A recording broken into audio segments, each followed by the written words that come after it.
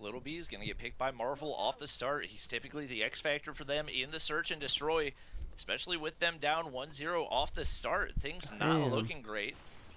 They find themselves down in the search and destroy as well. Bomb currently in the hands of Balance.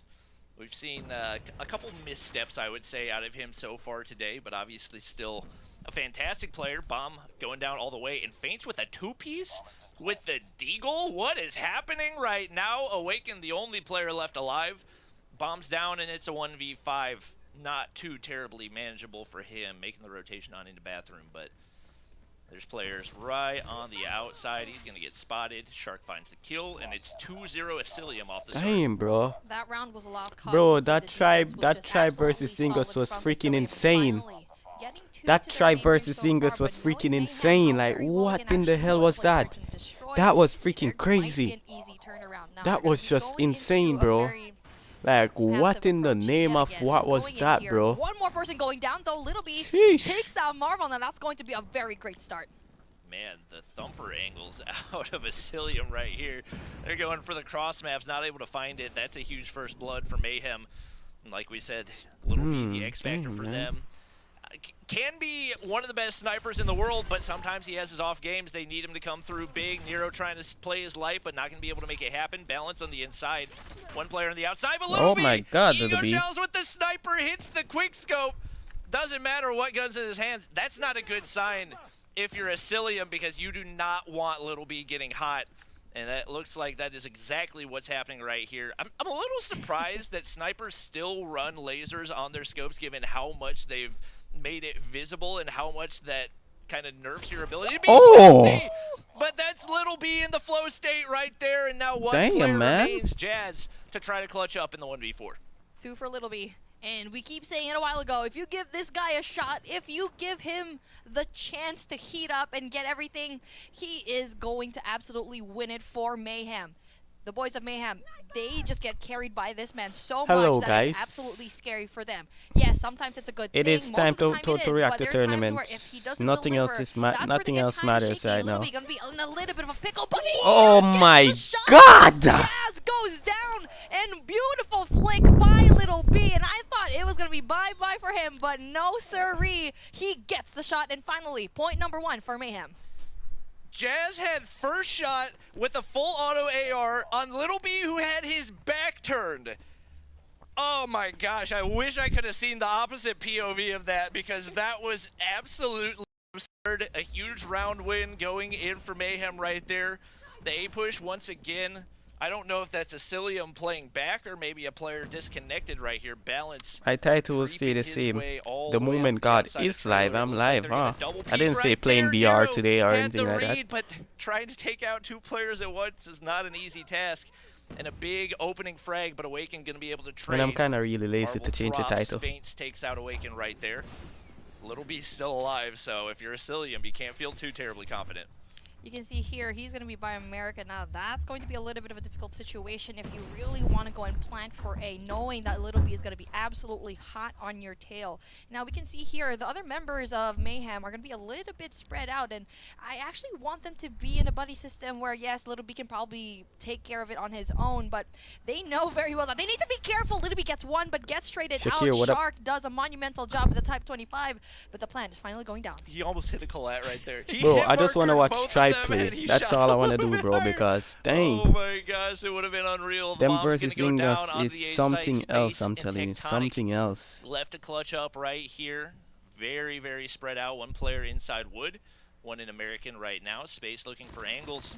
Damn, that tight, bro. Trying to peek out, find something. Got sniper in hand, but he is weak. Oh my God. Space actually got that kill though. Round goes in for Asilium. Yeah, Asilium is clapping in YSL right now. High key. I know the shorty was really big meta back in the day. Championships are sweaty. Man, these are so entertaining. It's just as Sella, bad. what up? Taking a look at that, you can even use it here in search and destroy. But if this finish early, I'm gonna play BR afterwards. But if not, then you know we watching this, man. To them, oh my God, this is so good. A very passive push yet again, but a Nero having an opening pick. Yep, he is the king of trailer, or at least that's what he aspires to be right now. They know where he's going to be. It's just a question of whether or not they want to challenge it. You see the attempt. I'm really surprised right that people are using the SKS in the tornado. That's what I'm really... Oh my god, he said... The one to his right, Shark, going to be able to shut down right there, but Space going for the wall bangs, and that's the beauty of a marksman rifle. Whole lot of wall penetration, a whole lot of damage. Nobody right there. He's not going to be able to get any information. It looks like the Asilian player is going to go ahead and back up. And now they're going for the wrap back, but Nero's got the read, finds one, was gonna gets die traded anyways. out. Still a man advantage for Mayhem. Beautiful read, but they probably assume that they're going to be going at A, but it's a good thing we see Tectonic just laying there, chilling in Bravo's so site. damn hard. And Facts, as you can facts, see here, facts. 2 members right now Facts, trying to facts, go in there for the facts. retake of Bravo, but they don't know that one more Oh person my is God. right there to greet them, and there you go. Dang. That is a very good One round start to there. Very NYS, great read 2 from round Captain actually. Tectonic. Oh, so and this is a really close just match having then. one I didn't know more it was point this there. close. That should have been a really good move. Asilium, I give props to you because they were spotted by Nero, went back in for the rotation, going back to Bravo, and that was a really good read. Unfortunately for them, Mayhem was prepared. Yeah, they just moved up into map control positions anywhere that they could, and when it got to that point, Asilium didn't have any way to make the read. Balance going to get weak right here, but not going to get spotted yet. Tectonic still in that lurker position. Jazz pushing all the way up to Wood right there, but feints. Huge 2-piece right there. Space is going to find Balance with the Thumper. Awaken peeks on in. Bro, the Finds type a is kill so for good himself, this but season, Nero's it's gonna crazy. drop as well. Jazz on the wrap to the backside of A. They don't realize Tectonic's back there, and he's going to be able to find another, just playing those off angles to perfection. Marvel now looking for the peak. I believe 2 snipers in play for Asilium right now. Could go to their advantage. Really depends on how Mayhem decides to play this. Big plays right now from Tectonic, really always going into that back end, always giving that support in the Just flank. need Cookie And now Ninja. his long rotation going What? into Bravo. Not quite Cookie sure if Ninja? this Who's is Cookie my Ninja? favorite part actually for him to go and infiltrate, but we can see here very comfortably Awaken is going to be right there in for the defense, and there you go. This Oh is my why I don't God. want him to push him that far. Marvel gets that shot, and we Snipers can are see here just... 2 members wow. left for Asilium. Yep, Feints is dead set on rocking that SK. What? Or on the He's Deagle. dead. What?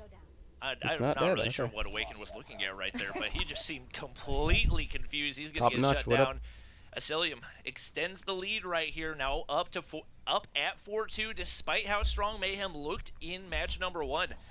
Asilium bouncing back big time despite their loss to Godsent, and right now Feints looking for the snipe on the cross. It's going to be Mayhem pushing pretty hard over toward that A site space. The And opener that is onto Shark. chaos. Nero pushing up, trying to find somebody over on American side as well. Not going to be able to land either of those thumper shots right there. But they get See the what's map going on for control. Taking a Tribe. look at the It's Navi Godsent Godsent Asylum. matchup. Godsent taking the lead off the start, 2 rounds to 0. One of the struggles that I anticipated for Navi is their inconsistency in the search and destroy and their dependence on specific maps in order to win. We saw that in their first matchup, and it looks like the struggle's continuing right here. They're going to need to find a way to bounce back. But keeping an eye on our Mayhem versus Asilium matchup. Huge frag for Awaken. Bombs down. Time's ticking. Awaken with the SKS in hand, not trying to peek anything, and now Feints all by himself. Doesn't have the time. Tectonic 5 and some frag. Oh, they're making a Mayhem staying comeback. alive. Oh, I never mean, mind. let's see, and we had this conversation a while ago that Little B. I'm tripping. Mayhem really just goes in there for the defense, especially when Little B. The play is around him. And now we can see that even though he's not doing a good job in the last 2 rounds, you barely get to see him have a kill. Tectonic steps up, and that's why we need to see a balanced team where everyone does a good job and not just rely on one teammate. And now we can see here a very aggressive push going into Bravo, sending in a full stack of 4, but then Ooh, Marvel with Marvel. the pick. Such a good sniper, so difficult to counter, and with Awaken dropping off the start, makes it tough for Mayhem, but a 2-piece Imagine right if there. he got that Tectonic in one, though. space, find 2.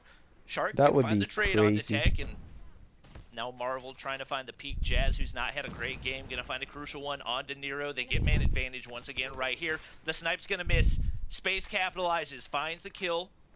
Now a 2v2 right here. Checking all of his angles, not gonna spot anybody. Bomb is down over on the B site. It's going to make it tough for Mayhem to read. He was looking good early on, but finds his rhythm once again. Going to be able to pick up the bomb in that same motion. Oh, never mind. Not actually going for the plant right there. You can hear Space going for the wallbang shots just to check if anybody's on the opposite side. Who have the bomb? Now Oh, yeah, you have to the bomb. check A long, and it is going to be wide open. as right now Shark's pretty content to wait for the plant. I mean, if you are Shark, what else can you do but wait for the plant to go down? It is a 2v1 situation with Little B still alive in space as well. And now, the backside going in. If you were going to be this guy, Shark, you need to go into trailer. But, I mean, space is going to be right there to greet you. But who do you want? A sniper or someone that you can actually go and have a shot? But no, SKS does not give you a shot. A 4-4. And finally, we even things up here in firing range. Search and destroy. And we finally see Mayhem finally picking things up. Will they finally get a win here? Or will we see a round 11? All right. That SKS is tough to counter when the other person's hitting headshots. It is just absolutely absurd. And Little B with opener onto feints once again. Marvel's still alive, so they have a counter, but they got to make it count. Trophy System's doing everything that they can't, but bro, I want to see someone do. I want to see someone do ninja defuse. Oh my God, he's dead. The angle. He's gonna get shut down. Shark finds one as well, and flooding onto the bomb site. Little B playing it slow. What is going on here? They have no idea where he is. They're so confused, but Balance wins the gunfight anyway. All the pressure on for Tectonic. He's going to peek the long angle right here. Should be able to win it up against the Fennec, but he's going to back up and continue to play his life. 1v1. Balance. It's 2v1. Jazz weak right here, but Balance wins it right there. Some body shooting, some bad manners, and now Asilium 1 round away from closing it out. Tectonic. Dang. Back, but obviously going to be very difficult. Yes, as we an watching advantage this for Asilium. I feel like he could have just held back a little bit, and knowing very well that he was there in that certain spot, Asilium did a really good job. But I feel like for the side of Mayhem, he could have just went in for the rotation. And obviously, yes, the diffuse was probably going to be going on there, but he did whatever he could to really just deliver. But unfortunately for them, really wasn't able to pull through. And now again, another very aggressive push going into that alpha site, but without any kind of defense from Asilium. Marvel with the shot through the bottom of trailer. What? Oh, it looked like they had the position. Look where Marvel is. But now the opportunity for Asilium to win right here. Little B finds Balance. You know Nero's not trying to challenge anything that he doesn't need to. First thumper shot goes out. Second one's going to be a big hit marker onto Shark. Jazz is going to peek, but the smoke not going to allow him to find anything right here. Little B on the inside finds the shutdown. The push on in, but Marvel's the only player remaining right here. Finds one onto Tectonic. Making the wrap toward back of A right here. Actually trying to find the angle on the inside of trailer. Oh, bro, the COD timing, bro. Dang. The COD timing was not kind to him, and now shots coming from all directions. You can hear Little B sniper in hand, and just not enough time for Marvel to be able to clutch. Bro, the COD timing messed with him right there. I'm on my way to eat somewhere. Safe drive, Nessa. And what we deserve here all in the studio timing, and at home, and we really get to have an amazing search and destroy. The COD timing is just insane. To show everyone how well they can go and respond, and Asylum as well. They already see how much of a competition Mayhem is, and they go in there for the possible readjustments, but the possibility is going to be more on their side to win this because they have a hold of the bomb, so they dictate the rhythm of the game, and let's see how Mayhem is going to respond with a difference. Marvel with the opener onto Awaken. Absolutely crucial. Bomb going down right here. Little B an American trying to find a snipe. Not able to get the planter right there, and now the pressure on, especially a man down. Not going to be easy, but feints shut down. Nero evens it up to a 4v4, and we saw a lot of utility go in for Asilium right there, but Marvel finds Little B. That could be the dagger right there. Shark finds Nero. Shark finds Tectonic. Marvel with another. 5-6 big grip. Now taking the 2-0 lead, big grip to following NYSL. the huge opener. But this is better, the slow I guess. start for them, but wow. Exactly. What a performance in the Get me a salad. You don't deserve a salad. You deserve to eat dirt. You deserve to eat dirt. Into that search and destroy, especially as the attacker. Now, we are going to be moving on right now to our next matches that we see here on the screen. You can see on the left, Zygnus Esports going up against Tribe. Oh, yeah. Let me see that. Let me see that. Tribe having 5-1. Oh, my Zygnus God. Falling apart at the moment. Tribe is slapping them. Point, but it's not even going to be this close in the search and destroy. Tribe is clapping them, bro. The thing is, like, when you're in the group of death, you just can't afford to have an off match, and it seemed like Zygnus had that against Mayhem. To their defense, this is a really Tribe is gonna clap them. Look at this. Look at this. Matchups to have off They're the dead. start, but Ban is just torching this team right there. He finds the thumper shot onto Envoy. Fear the Tribe, chat. Fear the Tribe. With the noob tube and just now all by himself, left to try And to Tribe clutch we up right trust. here. We're rooting for Bomb Tribe. is down over on that A site, and he's going to sit back, play things relatively passive. Band lurking on the opposite side. We do have Childs alive as well, and we know that his snipes are definitely nothing to be scoffed at. I don't think he's going to be able to see him quite yet, and right now just playing Ring Around the Rosie. Taking a look at the timing, that's what's happening right now. They keep seeing one. Okay, Finally he's about gets to have die a now. 1v1 situation, but then gets spotted, doesn't really quite check. Right behind him, been banned. Finally takes the cake, and they do win the search and I destroy eat dirt 6-1 every in a day. very Okay, you dominating can get fashion. carrots then, yeah. And now, let's forget about that, and we're hopping right into the search and destroy of Navi versus Godsend right now in standoff. Bro, search and destroy. Now we Tribe can see legit here, just clapped Godsend them and we going didn't even know what one up. happened. Navi, they are having a very hard time, and yes, they did win that hard point, but Godsend seemed to be like, they're really good, and they're really pent up on really winning this search and destroy, having the advantage of one more game. Yeah, right now, I mean, Navi just not quite what we expected from them. Oh, that may have hit not someone. had that same momentum that they had whenever it came to stage 4, and obviously a lot of that momentum ended up coming out on day 2. Unfortunately for them, you don't get to play in day 2 if you don't win on day number 1. Kike gonna find one onto Noel. It's gonna be a 4v4 right here. Sniper gonna get spotted out right there, but Kike able to stay alive, and with the bomb down, now the pressure on for Navi. Kike lurking around this barrel right here. Thumper, thumper, thumper. Thumpers everywhere. Couple snipes coming out of Veer and Joker, but Creed finds a huge one right there, and it looks like he'll be able to keep his team alive unless they get 1v3 right here.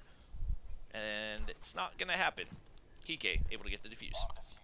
Very great start from Navi, and they're just denying that one more win for This is the type I was trying to get from the lucky draw yesterday, and I did not get it. Off of their momentum, it is going to be Navi. I'm not going to be surprised if we see things again in round number 11 with Navi on top, but that is going to be a monumental task, and Godsend is not going to be an easy opponent. And we can see here, going through boxes, trying to see if Statue is going to be really clear, and it's a good thing we don't get to see Navi over push us a little bit, but they need to go in some sort of defense here somehow.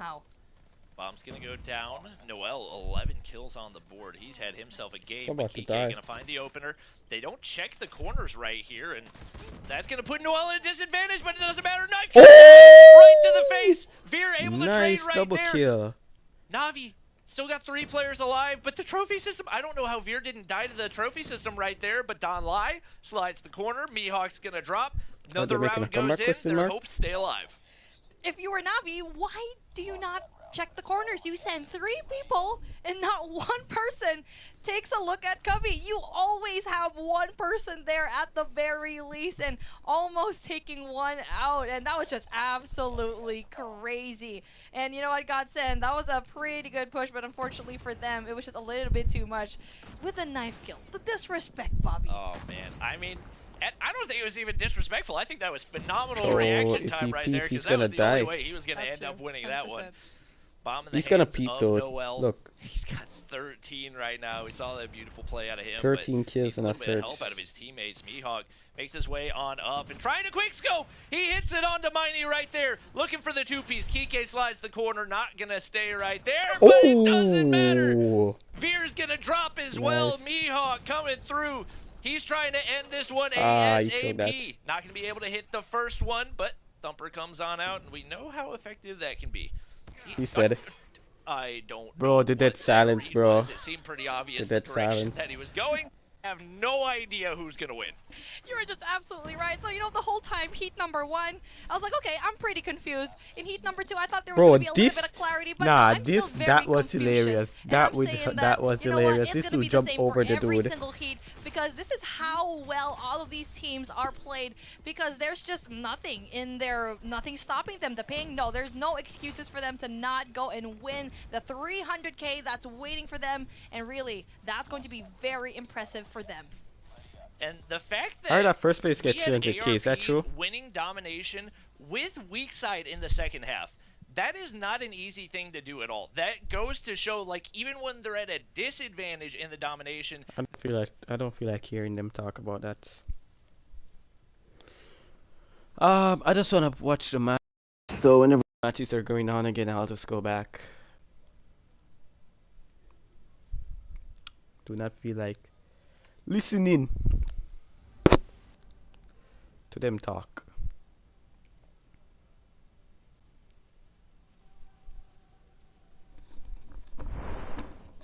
How is everyone doing today though?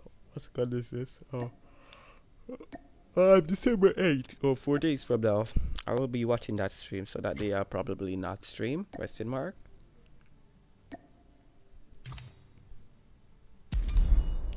What am I gonna do in the meanwhile though? How far are you? He's still finding a band now on a 6 spree right Oh, now. Trying never to get mind. streaks in We play. watching this. Right now, it looks like Tribe pretty content to leave B alone, play for the streaks. Band does it perfectly right there. And once those streaks start to come into play, we saw it on the firing range as well. Damn. Once those streaks start to snowball, it is really difficult to bounce back. Cygnus able to get some big progress onto B. They get a B right there. They're going to be able to get B off the start. Tribe needs one more to win. They got to maintain it, and it looks like right now they're going to go ahead and lose A. Now the split in play for Tribe. And take a look at that. That AC split is going to be absolutely beautiful with the Predator missile also in hand. Now it's all up to Cygnus. Which one do you want to go and defend? Do you want to go have a Charlie flag? Do you want to go for a Bravo Fear flag? the Tribe. And we Fear can the see Tribe. here only one person surprisingly from Tribe. How did you not get that kill? That's sad. He's going to die now. Go and defend, but they are heavily defending it very, very well. Band doing such a great job in this tournament so far, and especially here in domination, and especially you can see here, KimWax is gonna say no though. KimWax on a spree right now. He was on 9 before dying off right there. He's got a Goliath in play, and it looks like Tribe not the only team with that strategy to play for streaks. We are gonna get the shutdown right there. 2 players at once. Too difficult did not to even get that Tio kill right there. Dang. Not able to make his way into control This is an room, interesting and now Tribe game. seeing if they can find a way to get the triple cap. They're going to lose A right there, and Cygnus actually going to be able to maintain right here. Just is going to sit back and wait for somebody to push in for C. Didn't seem like Tribe had the read, but Bolu right above. Absolutely perfect to Tio.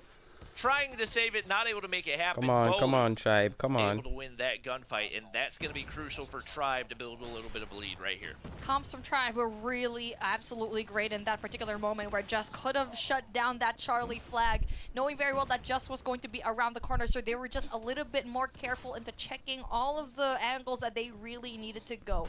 And here we go. One more push going into the side of Cygnus, and they're trying to flush out all the players from Tribe Gaming, trying to go in there for that 2F control, which is going to be a very important power position if you do want that Bravo push. We got Childs pulling out the MX-9. Not a gun that we've seen a whole lot, but incredibly effective in the close range. Oh, he tried to use gravity spikes. He finds a 3-piece right there. He's going ham right now. Ego Childs and wins it anyway. And he's gonna stay alive. Dang. Gonna be able to save him right there, and he's got some streaks heading in. What up? I am tired that too. was crucial. The force I almost stays didn't alive. stream and just watch this I all guess day, the gun is never truly nerfed in the hands of a very skilled player in Childs with a 12 already having a hunter-killer drone. As you can see here, 66 and 75 in favor of Tribe Gaming, but we can see that it's not going to be a comfortable lead because Cygnus Esports, they can definitely go and have a lot more, but then I'm telling you about Tribe, bro. Tribe team is so freaking crazy. That was huge right there. Takes 2 players off of C, gets pushed up. KimWax going to be able to spot him from behind. Is going to be able to get C right there. Marshy hitting some Marshy's the GOAT, bro. Down. He's got a Tempest to work with. I would say it's probably the most difficult operator to use, but if you master it, it is insane. And it's definitely one of the best counters for a Goliath. We saw one Cygnus player with Goliath in their pocket, so we're going to have to keep an eye out for that more than likely. Marshy going to be holding on to that until it comes into play. Thumper not going to be able to find the kill, shut down by the Hunter Killer in the hands of Just, and now the double cap in play for Cygnus. You know, that's why you want to be at the side of the Gorilla base here, because Charlie and Bravo, that's the 2 flags that you really want to get your hands on, because you can just be chilling in 2F, having defense in Charlie, and having sights on Bravo as well. But if you're going to be spawning off of that A flag, it's going to be quite the trip if you want to go in there for the defense, and that's why we get to see Tribe Gaming having such a difficult time going in for the infiltration. It's all Cygnus Esports all across the board, and just like that, we see the points just having that close gap here. Come on, Tribe, you got this. On the board. Knows where he wants to play, just holding map control right now. Thumper's come on out, Just trying to hit one. He's got 18 so far showing out for his team. It's do or die for them right here. Cannot afford this loss. He's Being gonna down die. 2-0 off the start in this group is just not something you can let happen. They keep the lead. Yeah, they have to win they this to gain continue. the lead right here, and Cheto going to be able to win one, but there's now Tribe players push up onto B. There's a lot of them. It's going to be difficult for Zygnus to stop this push. Just going to slide right there. Finds Child's not going to be able to find the second one. Trades left and right. Envoy pushes up on in. Bolu's going to drop. Banned right on the back side of console right there. Going to be able to get that one. It's just trades left and right. Trades left and right. Nobody has any control right now, but Tribe has B, and that's the only thing that matters at the moment. We see that Goliath come in, but you want to keep an eye on Marshy. Running that Tempest for the sole purpose of being able to counter a Goliath. We'll see what Kim The Wax Goliath have with music now since and you when? can see if Dragonfire is going to be at the air, but then gets shut down immediately. But then the Golly still up and running, not even trying to go in for that Bravo flag, only going in there for the defense, and Charlie knowing very well they want to a destroy triple that cap thing. in there. You go, and that's going to be very big in Bolu. Gosh. Honestly, he's a really good player, and the fact that they were able to retake Bravo Damn, and they now go in destroyed for that that Charlie dude. flag, that is going to be so impressive. A really great way to end the series. Nice. Oh, the two-piece from Ban could potentially seal the deal. Yeah, we We need see that. Zygnus players We need trying that. to We push need for that. C, but Tribe's got complete control over there. Just gets Come down to 1 on, HP. C, Tatio's on the nice. inside. He gets absolutely beamed by Ban. Thumper comes on out. He's going to keep spraying that doorway. He's not dang, going to be able to big connect. This is their last opportunity. It's do or die for them. Bolu trying to find a way to they're not. protect They that can't B get B. flag. They He's can't get staying B. alive They right can't here. get B. Zygnus players not Yeah, pushed up Tribe got quite this. yet. Tribe got this. They don't have a whole lot of time. Tribe got this. It's close though. It's still very much possible if they do a really quick triple cap. But Oh, they you can see may. here one last push Hold coming up. in from Zygnus, but then only two players right now from Tribe. Oh. They actually don't get it, as we see the Thumper being put into use 143 and 133. 10 points Tribe said in between, nah. and Tribe with such a solid Tribe hold said nah. denies You ain't Zygnus getting that, bro. esports of a win today. Mind you, Bro, they Tribe haven't won 3-0. anything yet here Tribe so 3-0 far. both teams now. Tribe Gaming. Tribe 3-0 both teams for. threes. Oh my Oh, God, that's Tribe just- on a roll. That's their second 3-0. Damn. I mean, Tribe right now has got to be looking like the Sheesh. favorite going into the rest of today. Sheesh. Taking out their first opponent 3-0 in Navi, the #1 team from EU, following it up with the #1 team from LATAM. They have come to play today. And Navi struggling once again. We see them, even though they're tied up right here, the double cap in play for Godsent. Dragonfire assist for Creed right there. He's got 17 on the board now, looking for B control. Death Machine going to come on in, but it's going to get shut down, and that is going to be huge for Navi as they hold that BC control. Beautiful take by Navi, and that push really just united the front into that Bravo site. But what they need to do is get control right now, because only one person is actually going to be there. Only Creed has that defense. They just gave it away, and just like that, it's going to be a Godsent all over the board, almost having a triple cap, just barely going in from that Charlie. It's a good thing they were able to go in for the stop. But then I'm pretty surprised why Noel went in there for the rotation, going to Charlie, knowing very well he's the only one there to cap Bravo. Yep, Godsend gonna full send on in. They get B back in their control. Not in need of a triple cap quite yet. Veer slides the corner. Easy kill right there. Mihawk waiting right on the inside, and Dudu with the triple right there. Veer pushes on in, trying to get some progress. Kike's got his back. Slowly taking upwards, but you're gonna need more help than that. Navi, another player on, but he gets shut down. Noel, Death Machine gonna drop. Creed finds the double cap. Navi keeping their hopes alive.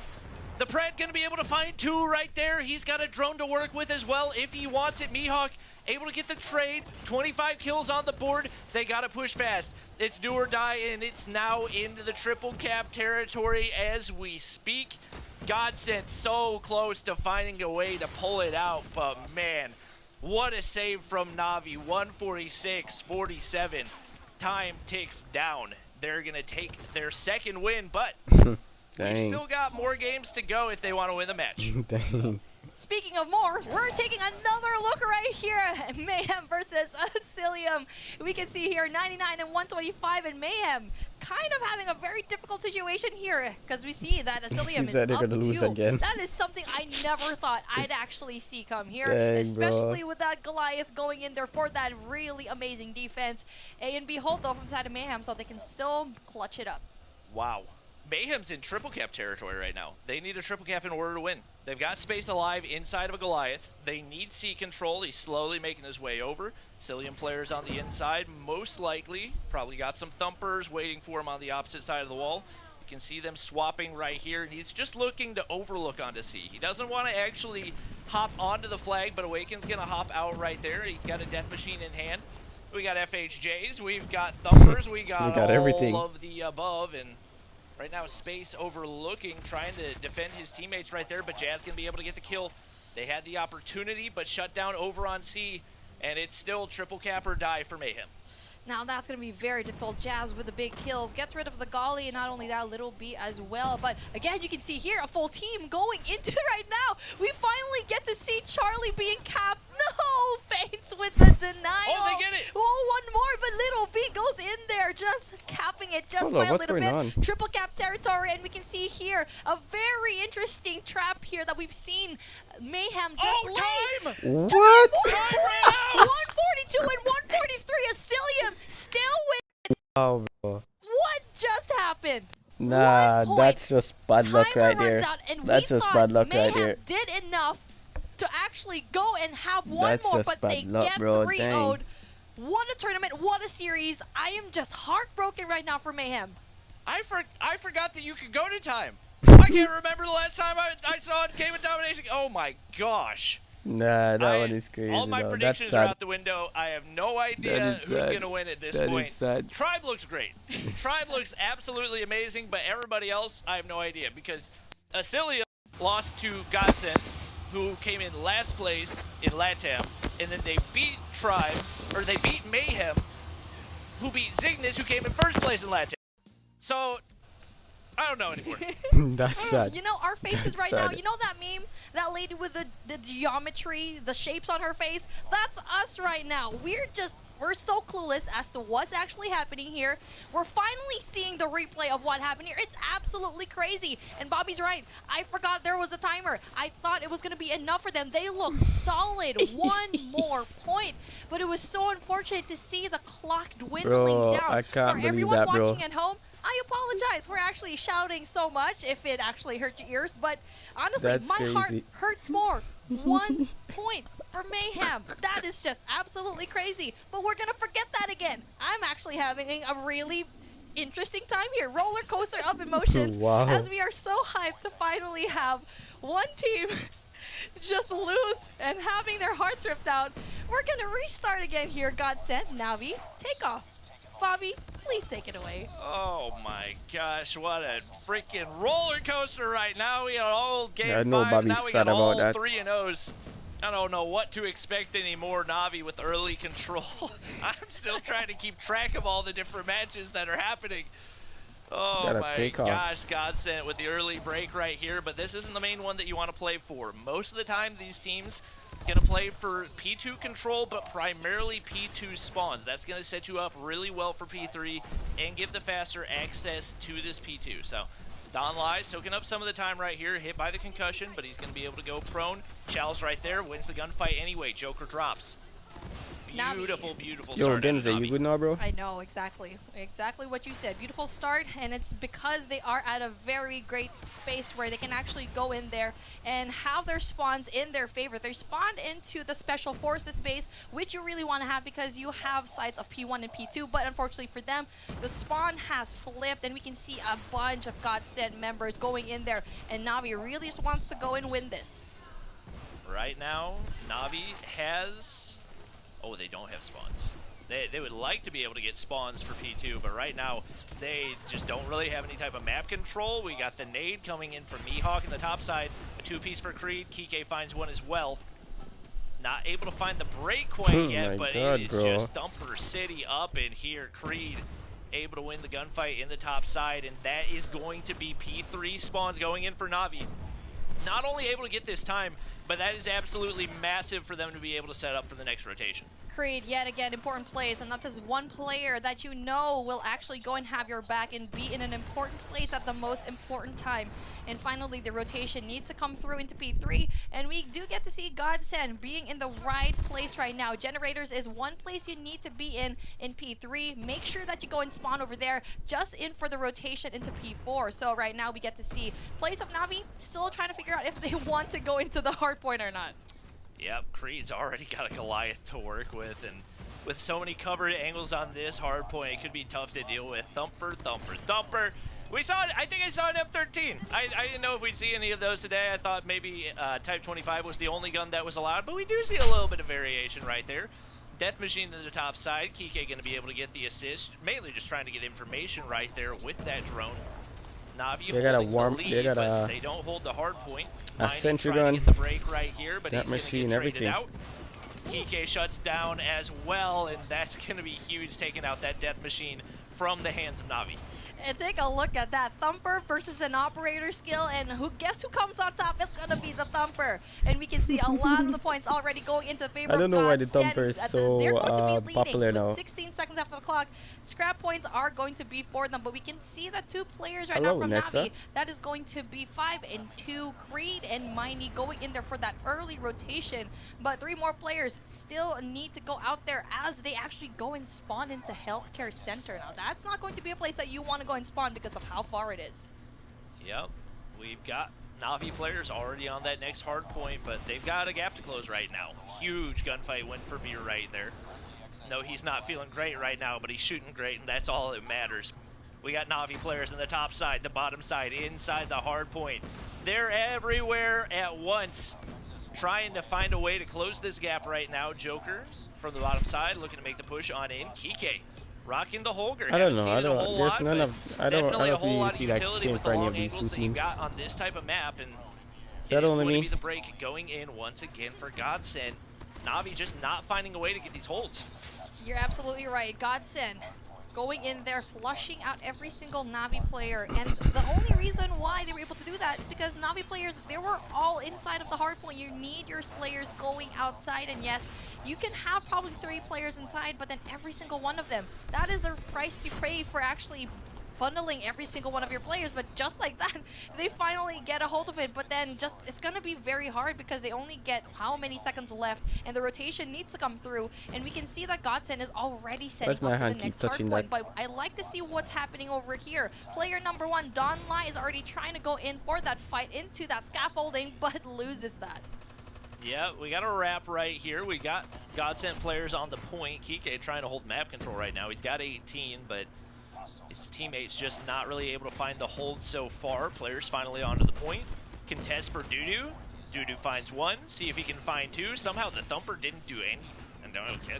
I'm not upset about it. Like I'm all for gunfights rather than Thumper fights, but Godsend still maintaining this lead. Contest from both sides, and they're pretty content to just sit with their backs to each other. Ooh, you can't shoot me, I can't shoot you. We'll keep it that way. Both of these teams are in shambles. There is no map control whatsoever. You don't get to see one person into launch base 2F, which is a power position that you always need to get. And finally, we get to see 2 players finally battling it out, but no, they still don't want it. And there you go. Finally, 1 more player trying to go in there for that early rotation for the side of Godsend, but doesn't really quite make a difference. Finally, Na'Vi picking up the pieces. 14, 114 and 114 for both of these teams. Now that's going to be very impressive. It's anyone's game at this point.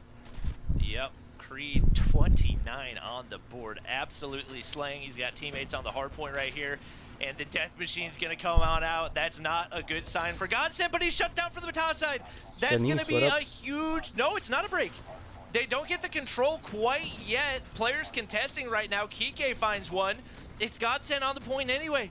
He's not finding any kills right there. He uses the entire thing with only 1 kill to his name, but Veer, hold up, 3 in a row for that man. Kike follows it up with another. Somehow Godsend is keeping this point contested. Nice. I didn't know you could wallbang that. I'm gonna use that in the future. I was about to say, Kike is just exposed to every single one of the teams, and not only that, everyone watching where you can actually go in wallbang and spam your Holgers all across the board. And thank you so much, Kike. Love you. We're gonna use that. Oh my God, he's out of ammo. You can see here a He's very bad right strong there. start from Navi, but there's only a few points difference, as we can see the rotation already coming in Kike from really, the side of Navi you into know, P3. pop out for his teams right there. And doing everything they can to find entry over here into P3, but Navi with solid control. One player in the top side. Oh. And that's going to do a Winter. whole lot to keep other players Hello, out. Winter. Donlai wins one, but he's traded. Nobody on the point right now. Navi back on. Only 10 seconds needed. Time's ticking. They've got a Goliath to work with if they want to. The contest goes in again. Tempest only going to find 2 for DUTY. They contest again. They find the break. Somehow it's only chaos everywhere you go. There's thumper shots, type 25s, explosions galore. Navi looks like they might find a way to get those last couple of seconds. Yeah. They won't go through. There's contest still, and Creed, dang, bro, they're trying their best. Board, finally finds a way to clear it out. I'm doing good. See, what did I tell you, my dude? Creed always there at the right time, always delivering. Creed doing such a great job at Summit, clearing out spaces all on his own, and that's exactly what we saw here in Takeoff. Bobby, that was a great back and forth.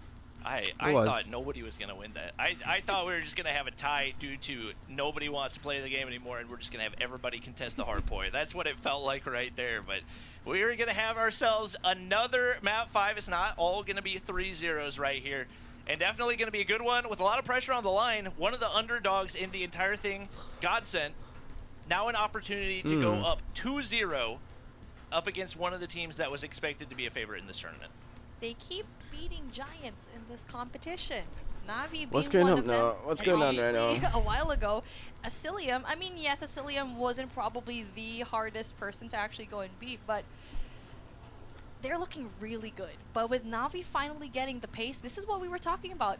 That reverse that we really want to see Navi really just pull off. Game number 5. What are your thoughts? Who do you think is going to win? I don't know. Maybe Godsent are the Legend Killers now. Maybe that's who we have to dub the Legend Killers, especially with the way they've been playing. I think we saw a lot of struggles for Navi in the Search and Destroy. Taking a look at the end of this one, obviously, really down to the wire, and it could have gone either way, like especially with the way that these tight hard points play. It is non-stop thumpers just being sprayed into the inside, and you gotta hope that they connect and you find a kill. If they don't, you're done. Navi was able to win a couple more of those gunfights, and they, I mean, their rotation, you gotta give credit where credit is due. They were the first one to rotate over there. They kept spawns for P3. That's ultimately what that set them up for the win, but man, that was just pure chaos over here on that's P3. Definitely true. It was anyone's game, even to the very end. It just really was one player that made a lot of difference there. Creed really did a really good job. And we keep saying that, we keep commenting like, okay, we have players like Creed doing a great job. But Kike, thank you so much for showing us that wall bangable spot in Takeoff. I'm pretty sure every single one of the people watching right now are going to copy you. And that's why I like seeing tournaments, pro tournaments, because we get to steal whatever strategy they have and apply it in ranked games. Something to keep in mind, Navi has not won an S&D yet. They lost their first S&D. Right. Did they even have a second S&D in that matchup? I'm pretty sure they did. They did not. I'm going to go back into my little They did not. So they lost the first one. They did. They lost the second one. They've just not looked very consistent. Now, I will say they're very map dependent in their Search and Destroy. So there's a chance that we got a map coming up where they feel a lot more confident, but it's just so risky playing the dice like that where you only have your strengths on specific maps. And a lot of these teams have been able to capitalize and punish them. We'll see if Godsent's able to do it here. Knowing Navi very well, the win conditions need to be right for them to go and win the Search and Destroy. The thing is, they looked so solid in Search and Destroy in Stage 4, but you know what? Everything that's Stage 4 related, out of the window. We're not going to be talking about that anymore because it doesn't apply here.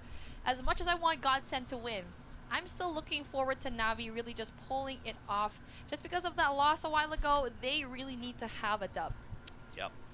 I think even when it comes to their Search and Destroy in Stage number 4, it was very dependent on specific strategies, and a lot of that was just throwing all their utility at a bomb site to clear it out. and Who then hope doing that that, the other Turbo? team I'm can't not doing retake. that though. It seemed like Overdose any that. time that the That's opposing crazy. team found a way to adjust, they were able to counter them really, really Yeah, hard. so World we'll Championship. see if It's maybe freaking Navi crazy. can be the one to make some adjustments right here, but it's going to be a tough matchup with the way that Godsend's playing right now. Absolutely. And we get to see what happened in the past, especially with Navi's really rough start and Godsend, a very surprising win. And now I know they went against Asilium. That is probably a very hard matchup, but they were actually like at the bottom. They didn't even know that they were going to be here in this competition. So it's supposed to be Navi that's a little bit of a harder opponent.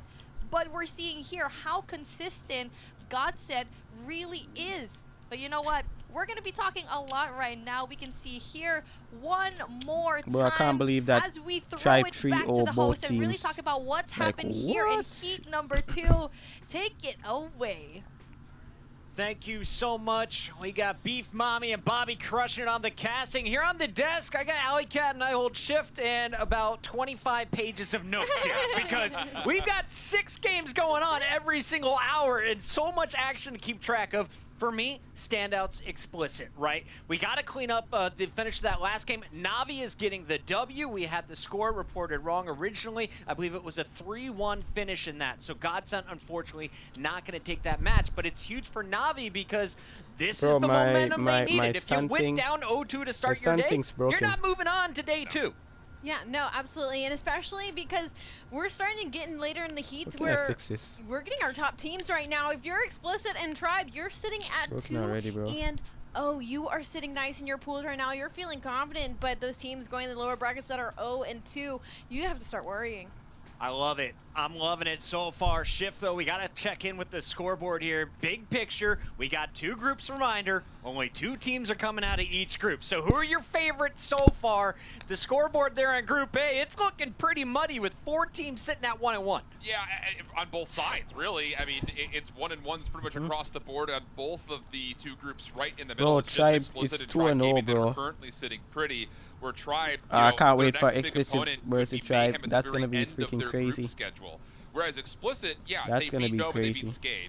But Full House, even though they're 0-2 in their group, is going to be a tough next opponent for them. And then they also have to still play Stamina in ARP. So even though they're sitting pretty right now, and they've given themselves a really good chance to get out of this group, considering they're out of that chaos, which is 1-1 fest. Imagine Tribe just 3-0 everyone, bro. That's gonna be freaking crazy, bro. But I still think there's some ground to be covered when it comes to trying to get through the rest of that very treacherous Group A. One of the big surprises for everyone is our team from Mexico, Zygnus. They came in with the #1 seed from Latin America. They're currently sitting at 0-2. But despite the losses, we got to talk a little bit about a player who is making waves. In fact, he made a statement in their comeback. They didn't get the W here, but this gave me hope. If you're a Zygnus fan at home, yo, Tetila was clapping. Tetila was clapping. Plays from Tetila like this. He just went on a run here, Shift. Yeah, it's a really impressive finesse move, really, because he's just going rogue. He's not a part of the play for the hard point, really, at all. He's just trying to work around the back and maybe spoil spawns. And when you go on a 7 spree like he bro, does, this dude was clapping. Look at this. After individual gunfights,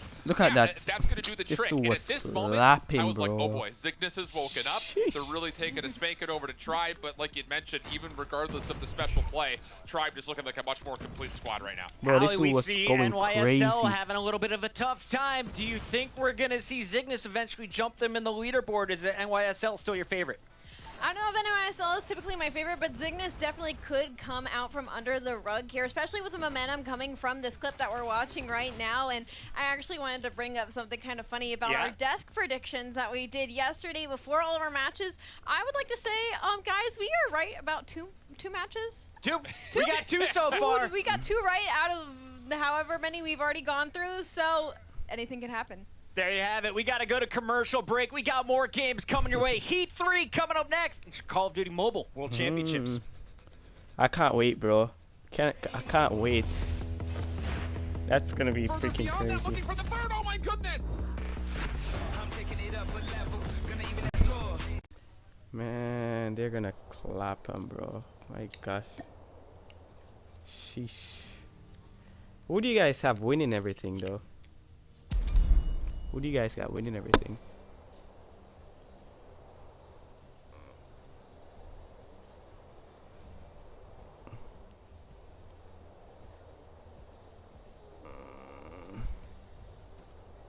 Yeah, this thing is not working.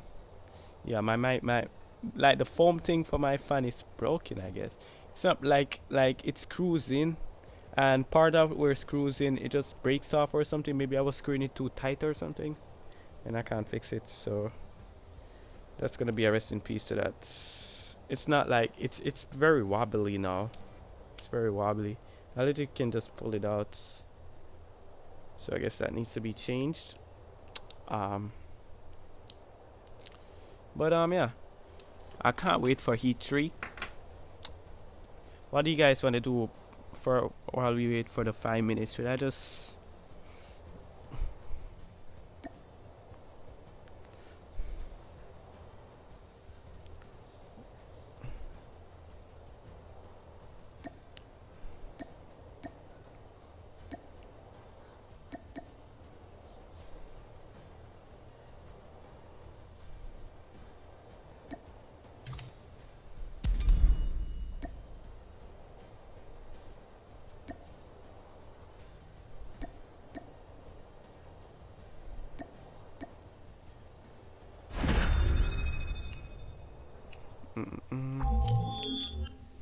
but the matches right now are really interesting.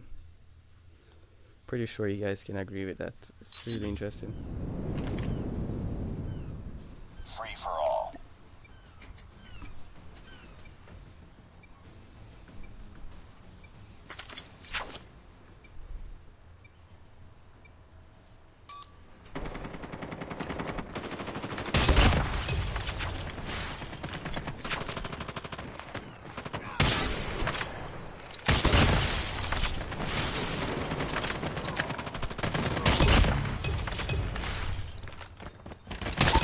Recon standing by. Repeat, UAV recon is standing by.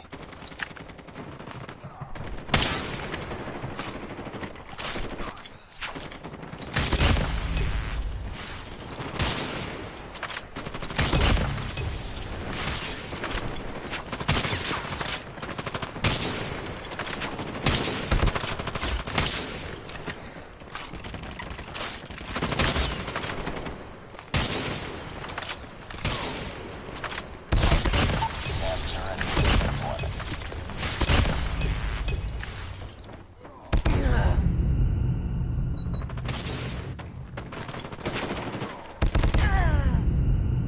Damn.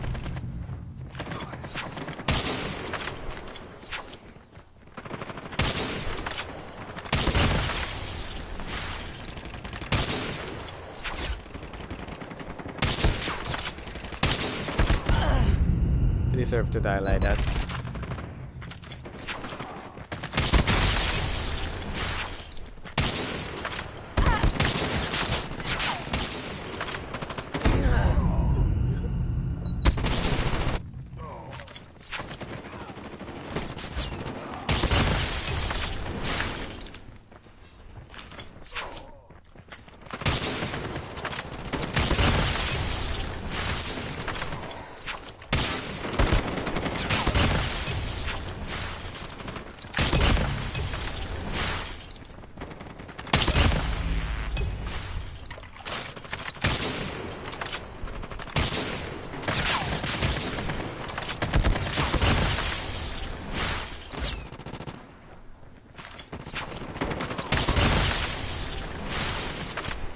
Heads up. Enemy UAV spotted.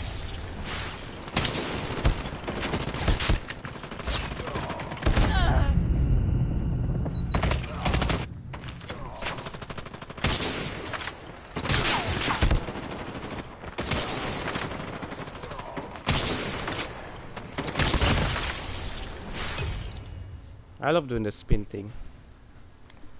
It just makes everything looks cool.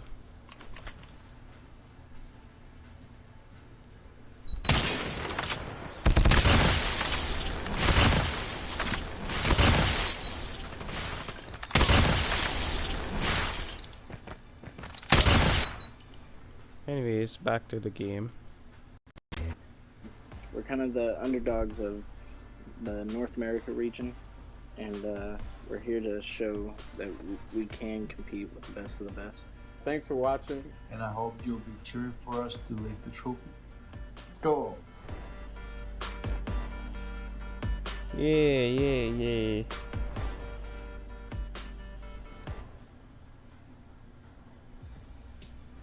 And we are back, ladies and gentlemen. It's the Call of Duty Mobile World Finals here in the Western Finals. We've, of course, got a lot of upsets happening early on today, and that team you just saw, Explicit, they're part of the party. 2-0 on the day. They took out the squad that just beat ARP, the #1 seed in NA. At 2-0, they're right there with Tribe. Is Explicit in the conversation of best in this tournament? I didn't even know they were going to be up at this point. Versus Honestly, Tribe. they were supposed to be the teams that were right in the middle of the pack, but you know what? They delivered. Heat 1, Heat 2. Come on, let's get it on. They definitely know what's to happen. Bobby, yes or no? Explicit makes it 3-0. They're going up against Full House Gaming, right? Yep. Yeah, I think they do. All right, it's time to find out. Is that match ready? Is Explicit ready to take charge of their group? They would go 3-0 if they can take down Full House Gaming, another squad coming out of Latin America who has not had success yet today. If they do get to 3-0, do you have a favorite here? Beef Mommy is our favorite player on Explicit that is going to be using this Sony's Xperia 1 Mark III. As you can see here, the Sony's Xperia Mark III, and obviously the player that I really want to see shine through. I really want Solo to really go in here because Solo has been absolutely crazy on the respawns and also into those search and destroys as well, clutching up that 1v3. Yeah, I love seeing his clutches, and of course, this man is hearing every footstep possible. Bobby, we got the game enhancer on here. It's not just your view, you got the best sound possible. They've done everything right here with the Sony's Xperia 1 Mark III, and they did it all alongside pro gamers. Yeah, I mean, you can adjust audio levels, frequencies, fine-tune those footsteps so you can hear them on the opposite side of Crossfire if you want to. Anything is possible with Sony's Xperia 1 Mark III, and like you said, when you're working with pro gamers, you're going to get the best result for gamers. I absolutely love this device, and you can get it just in time for the holidays. We have plenty more games coming your way. 4 more heats still here in day 1 for the Western Finals, and our next heat is just about to kick off. We gave our players an extra minute or 2 here to take a bathroom break before we get into this one. But some of the other major matchups... Want to talk? I'll talk too much. Nice work. Well done.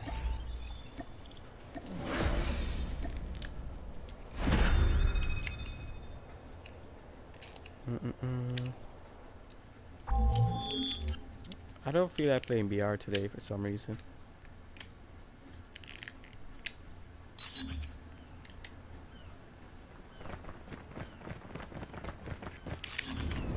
Any what? Free for all. Any what?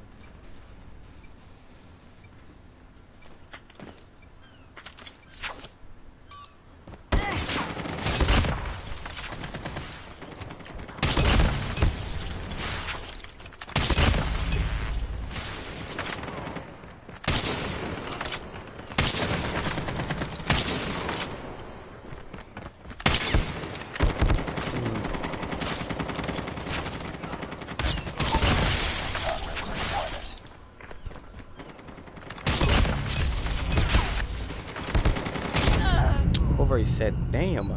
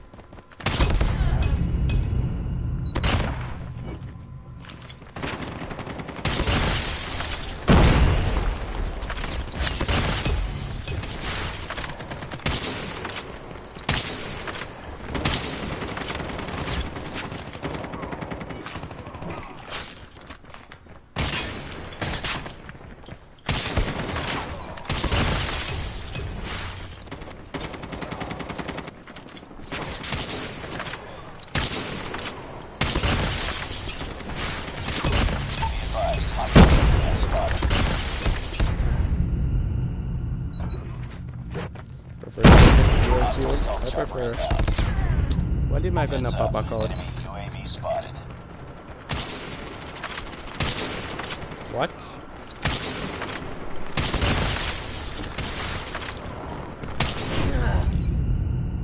So freaking annoying. Whatever. Let's go over to this Look one. out.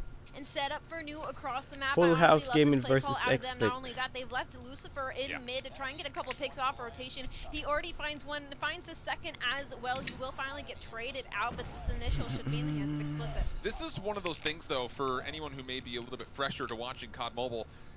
You can put the salt in the wound very quickly if you start off with a dominant heads-up opening hard point and a half. Veteran has already got a Goliath. So it's 54-40, and you're thinking, man, not bad here. Full house is in it, but with a Goliath in the mix, this next 60 seconds at How do you Grandma's have a house is not going to be Goliath looking so all fast? too friendly, especially considering you got to get up the stairs, and then you've got to deal with the Goliath. It's not a pretty picture to paint, that much is for sure. And Veteran is just going to be pretty much indomitable. Yeah, this is basically going to be I'm sad for clenching my them. teeth here for just a moment, as unfortunately 2 players from Explicit pushed up a little too far and they lost spawns for just a second. I thought Insulin was about to make a play, but thankfully they regained. They have that Goliath in hill and are locking down this time. Now already a 40-point deficit, 85-40. Explicit is playing lights out. Full house is doing all they can to try and contest this hill, but there is only so much you can do when there's a mecha monster sitting in the middle of it. Veteran is low, and okay, 15 seconds of scrap time, considering a Goliath is actually not a terrible situation, but you turn your attention to the very bottom middle of the minimap.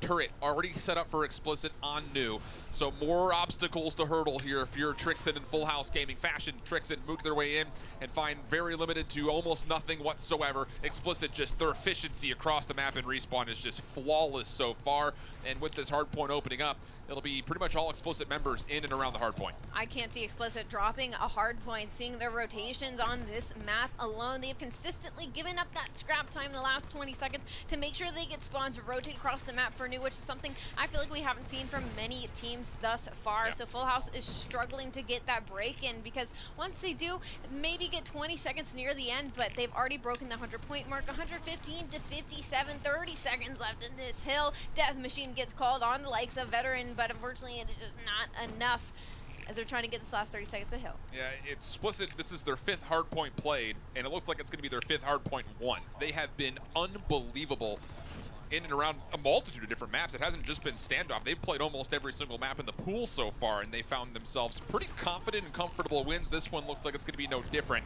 Last-ditch effort here for Full House. They committed Death Machine just for the scrap time, which is never something you want to do, but in this instance, something you have to do. Everyone's Turn our opinion attention back over to the middle of the map, yeah, as that the first is hard point true. will come to play in front of Brown. Solar's got a Death Machine of his own, looking just to use this as the one tool needed to put this game out of reach, but Fashion, a couple of eliminations, maybe a chance to extend this map a little bit further, and the equalizer shut down. So, hey, okay, maybe there is a chance here for Full House to extend this to another map, or pardon me, another hard point. Just comes down to can they clean up the rest of the Explicit pieces with only having 10 seconds between them and a win.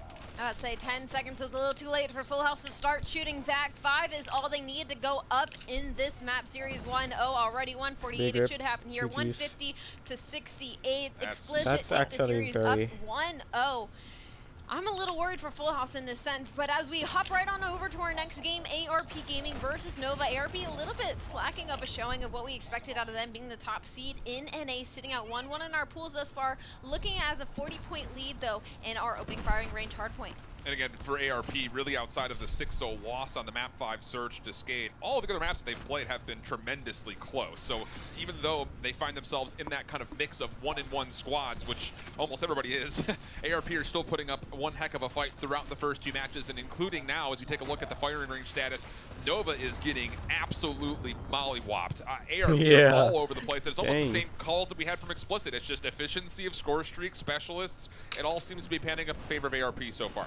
Loading up into our Heat 3, it seems all surprises are now under the rug. We had our Heat 1, everybody going to the Game 5, and everybody tucking away all the surprises, and now we're seeing all these very convincing matches coming into our Heat 3 after our Heat 2 as well. A lot of 3-0s from there, and looking possibly to do the same here in our Heat 3, 127-32. ARP is just making this look way too easy shit.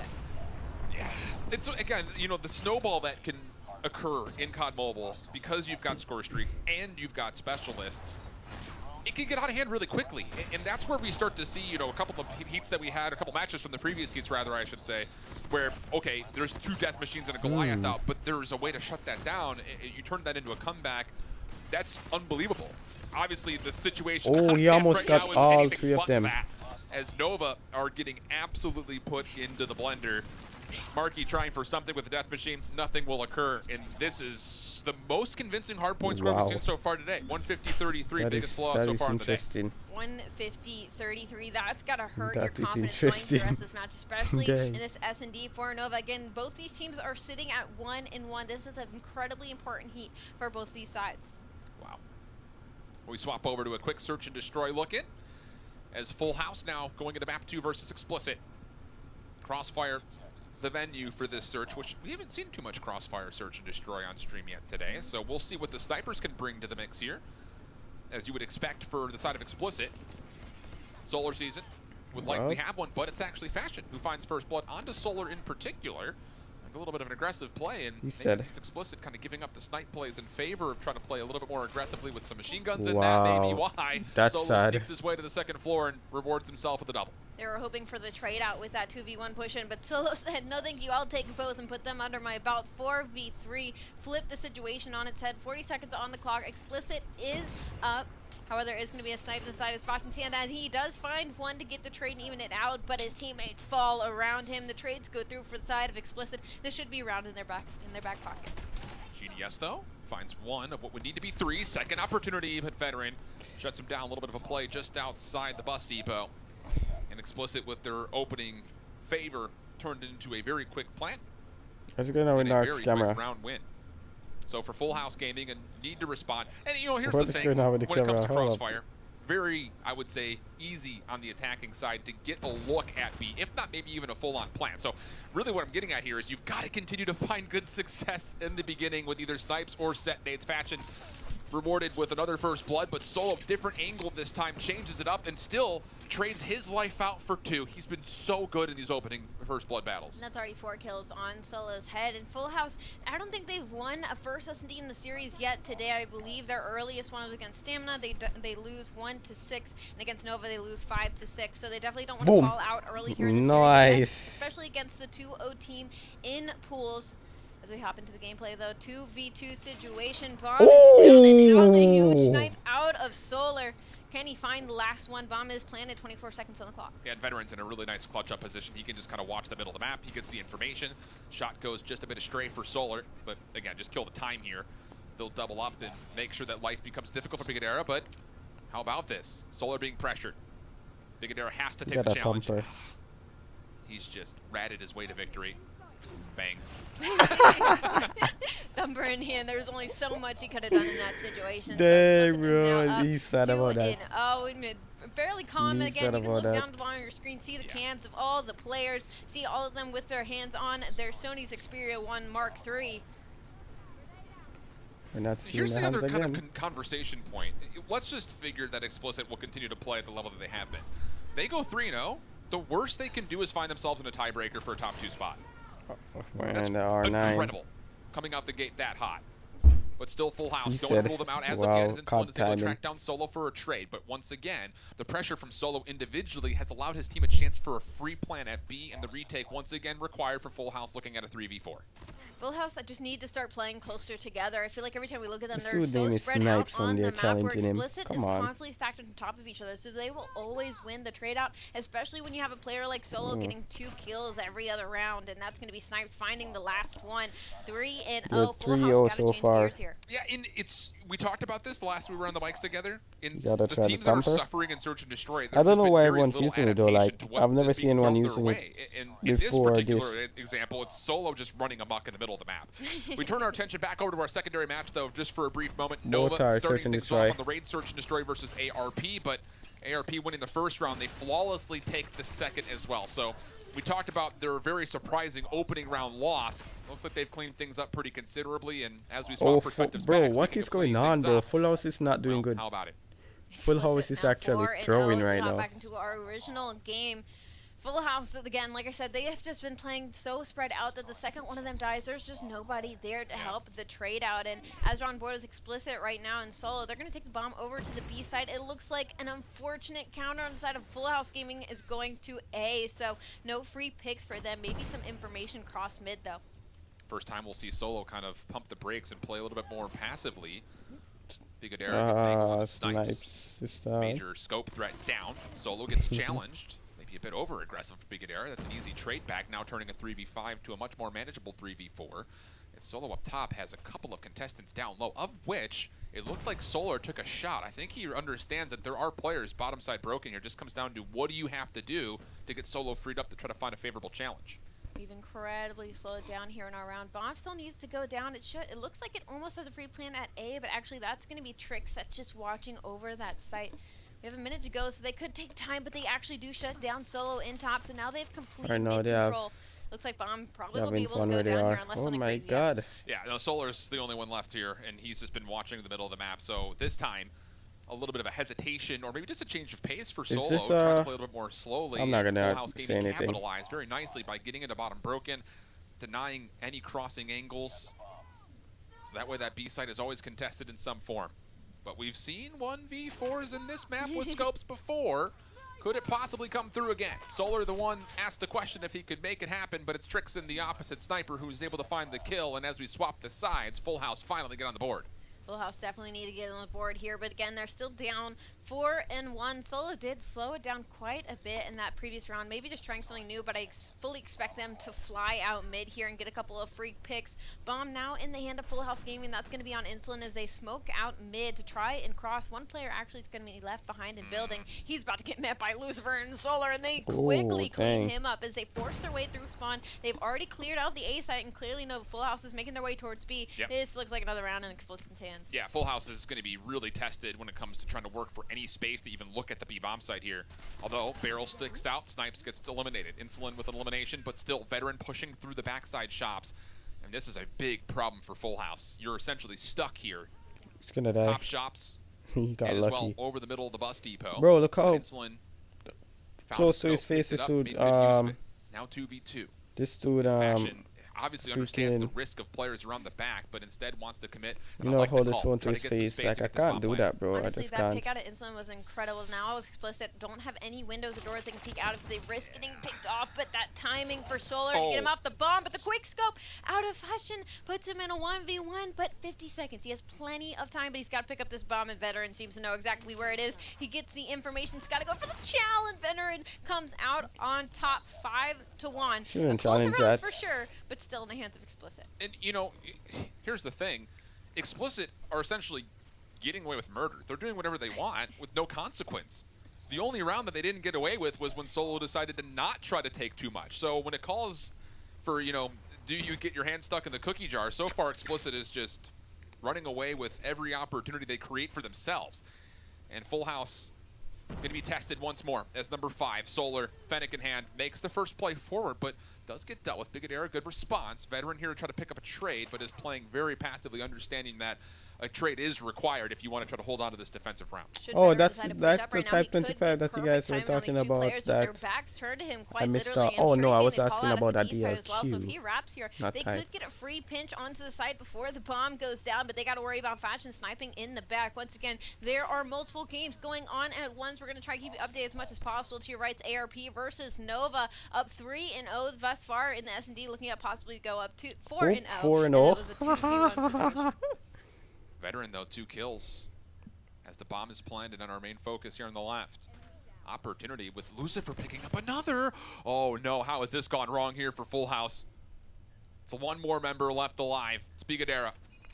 Has to play around the back. Veteran trying to stick for it. Snipes gets the kill. Plenty of time for the defuse. Wow. That was a 3v4 situation. The Explicit turnaround. They take the search and destroy 6-1. That puts them up 2-0 overall. We quickly swap over to Raid. As we're I want to see Tribe. I just care about Tribe playing. But they've got a lot of work to do here before we can even consider this to be a series. And quickly trade out. Bomb is actually down on B-side spawns, and he looks like he's just trapped here. Turo's trapped here by likes of Mego. He's just not letting him push into this window. It looks like a 4v3, but a little bit more in the hands of Nova here. Minute and 15 on the clock. Nobody really trying to give up any information. Toru is kind of stuck here in this corner.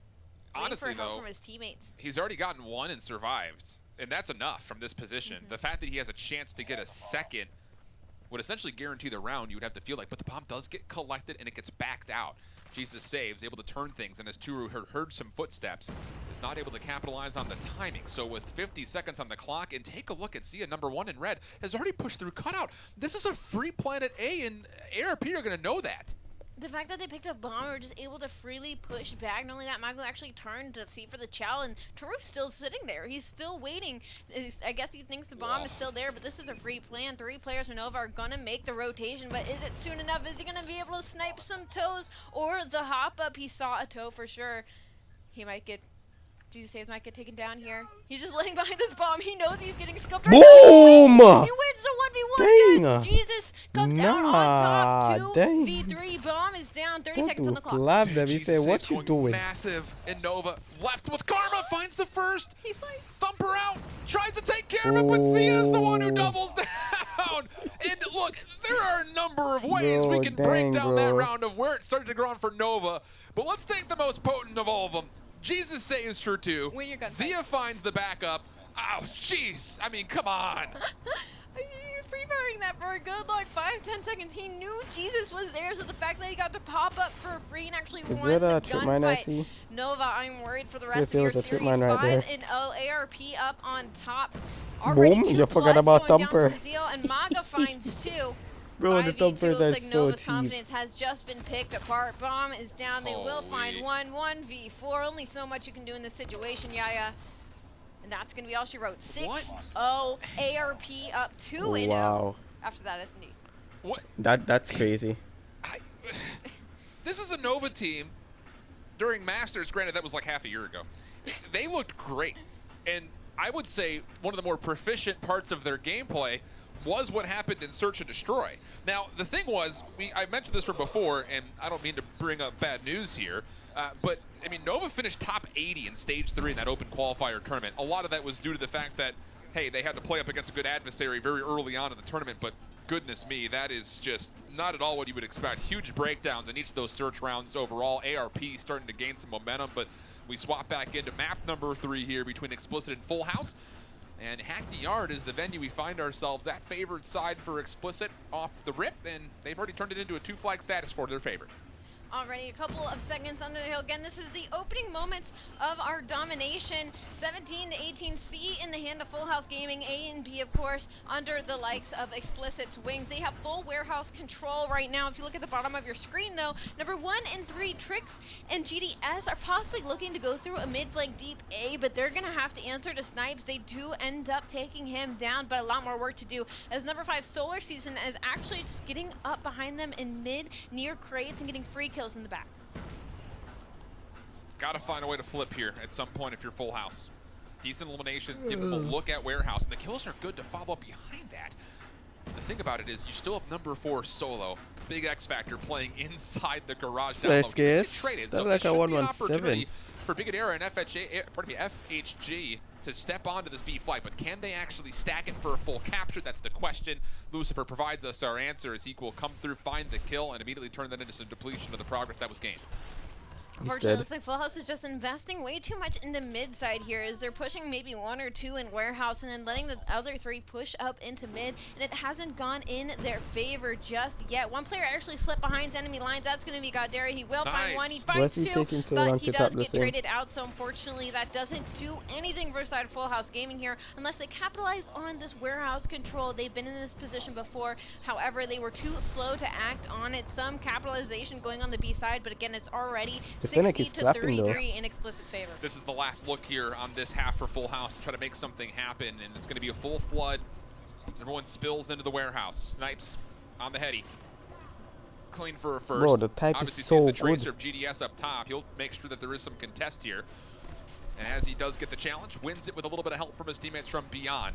Last player that could have possibly made any action for FHG over the middle of the map was Insolent. He will fall, and with that, it'll be a 75-40 count on the half.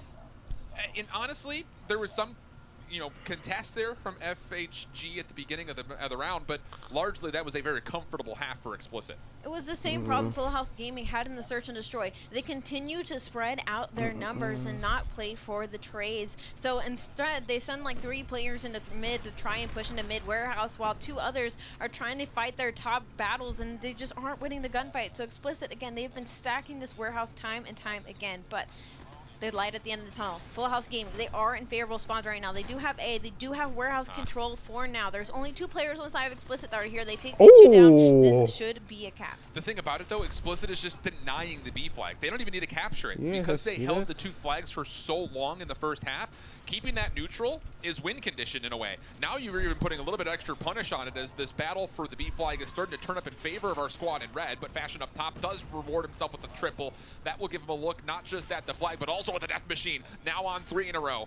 Lucifer down low with Solo. Nades will come through. Concussions as well, but holding down the trigger. Ooh. Fashion able to double up, and Trixon will make sure Top L stays safe. Full House now working with 2 flags. Solar, Solar was in a prime position. All 5 members of Full House Gaming were in warehouse. They were investing streaks and specialists. Solar was all the way at half full at the bottom side of the map in green. He could have made the full push onto the A side and made that contest. I think I saw that, yeah.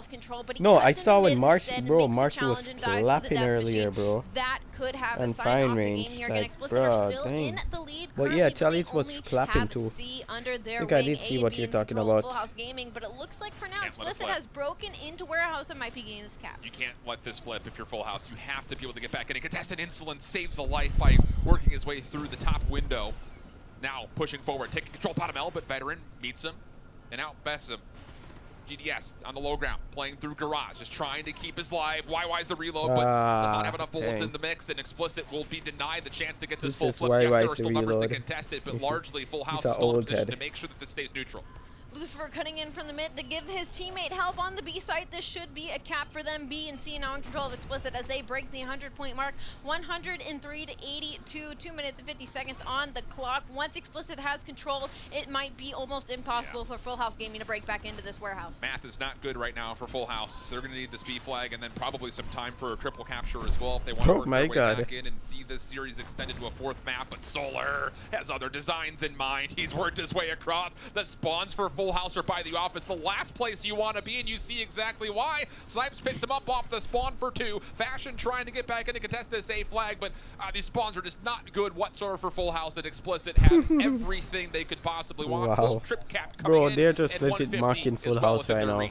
They're basically just mocking them. All the kills in the kill feed. They're spawn trapping the likes of Full House Gaming, and you just gotta imagine what this is doing to their mental. Just trying to fight to get 1 flag, just to get a flag, just so they can end out with something in their possession. I mean, I can't imagine the comms right now.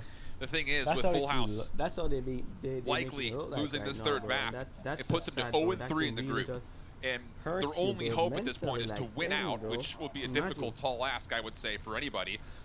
But you also have to have a lot of hope that somebody else completely beats. That's your only chance, is to find your way into an elongated tiebreaker situation. But it's not feeling all that hopeful for Full House. They were very competitive in their first 2 heats, but this one, all Explicit from start to finish. We take a look across the other games going on. Bottom right, ARP Nova. That one is a map 3 situation with ARP up 2-0. And then Mayhem and Navi squaring off for a map 1 in the firing range hardpoint. But like we had mentioned, with ARP already up 2-0 and Nova being pretty heavily beat up in those first 2 maps, it's do or die here for our team in red.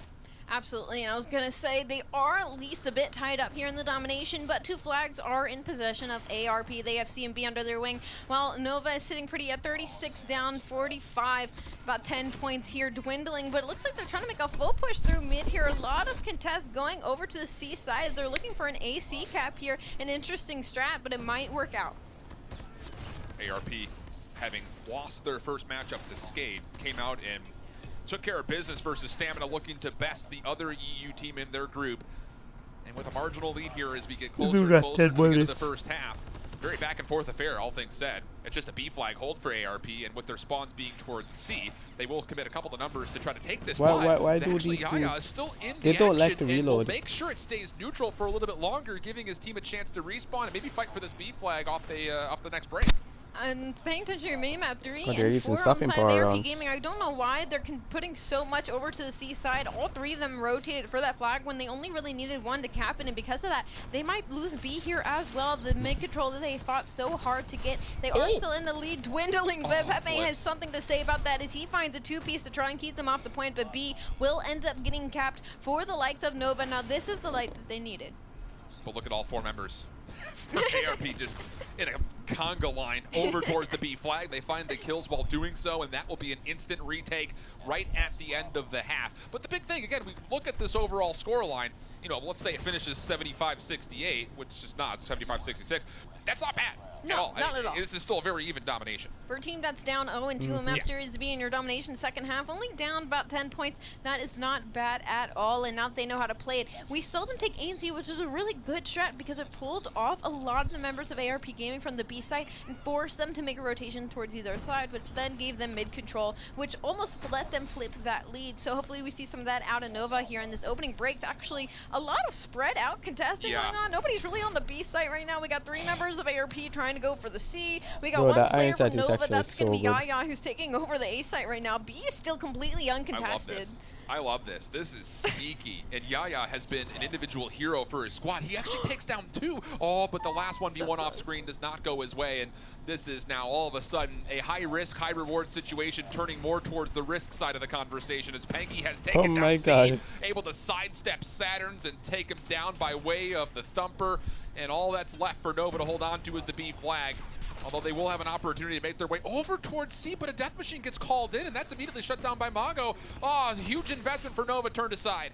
Mago is huge there. They were the only one over by the C side as Nova was trying to make their way over for that cap, and I believe went on a 3 spree to make sure no contest happened there. Not only that, managed to stay alive as they are still over there. Not only that, I think we're looking possibly at a trip cap here. Karma is on the C side again, shut down by Mago. Mago is still holding the C site on their own. It's going to be the triple cap in the name of ARP. This could be all she wrote. ARP is being so damn annoying right now. It's just there's always one player that they're missing in the count, and it's just that player is becoming such a nuisance that Nova doesn't know how many numbers to send. They have to throw 4 members over to C to get their home flag back, and while doing so, ARP now have complete mid-map control. This has been the definition of chaos turned into complete favoritism for ARP. They are unbelievably deterrent right now. If anything Nova wants to do, they can't make a decision because they don't know where anybody is. This is a 5-3 for Jesus right now. He's just running amok in their spawn. He doesn't even care about the C point at this time. He just wants the kills.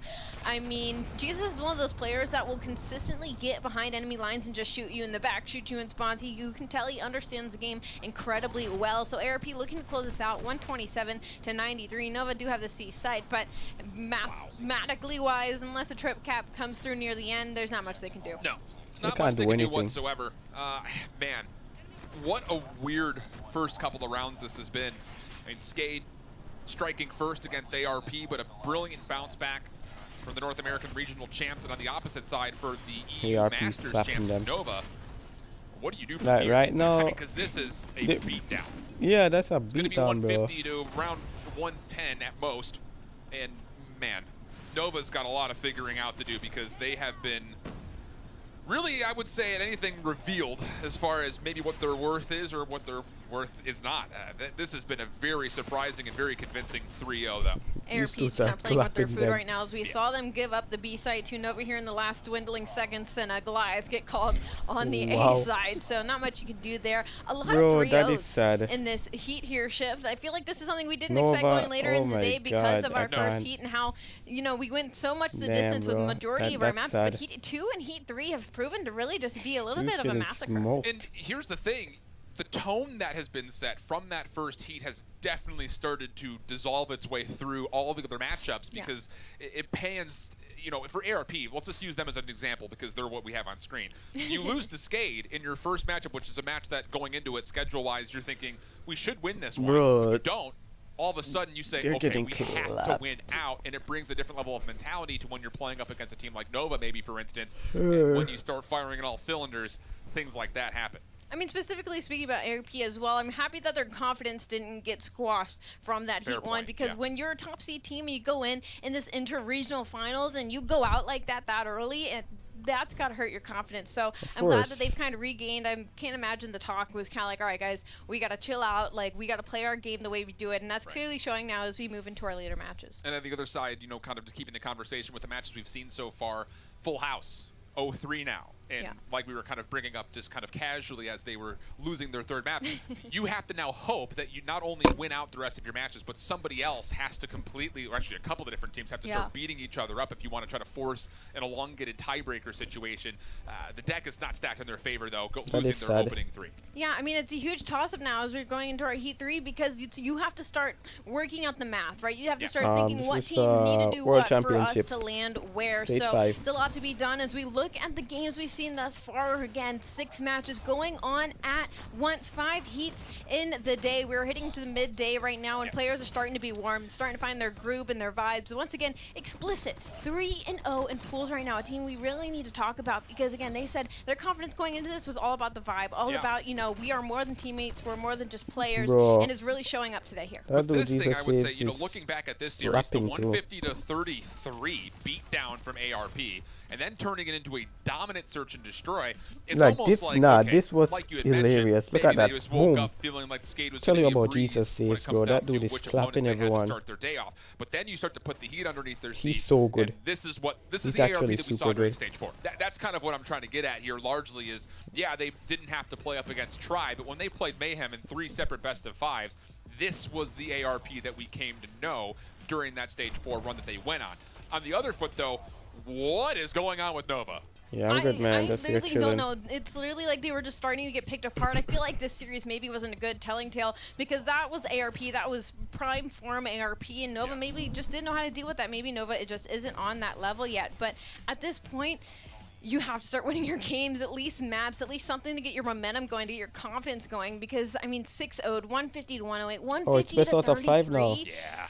This is Western Finals. These are the top Call of 150 Duty to mobile 33 teams is that we very have sad. in these 3 regions. You have to start making a Oh change here. my god. We'll take a look over another one of our matches that's going on right now. It's Cygnus also at 0-2. Cygnus is gonna slap needing them. a win, and they find themselves playing up against Sicilium, who, honestly speaking, have been very competitive throughout the day. They currently sit 1-1 in their group, so an important match for both of these squads, technically speaking. But, you know, for Cygnus, this was, I don't think, what anyone expected after coming out of the Latin American region, winning the qualifier. Bro, and Tribe the regional smoked them. final. Tribe give them They were 3-0. looking like the major favorite to possibly Tribe make smoked waves them. in Latin America, but the largely Mexican squad find themselves down in Down bad to desperate need of Tribe. a series win here versus They Well, gotta something I fear want the to talk about Tribe, in you Heat know. 2, Asilium actually 3-0 Mayhem. Yeah. That was a giant killer that we saw there in Heat 2. So going into Heat 3, going into this hard Accent, point, what up? I'm definitely looking at them maybe to continue that momentum going into this series. But Cygnus, we can't count them down and out yet. Pretty even game. Again, we were in the opening seconds of this hard point, 24-19. Rotation, though, looking in favor of Cygnus.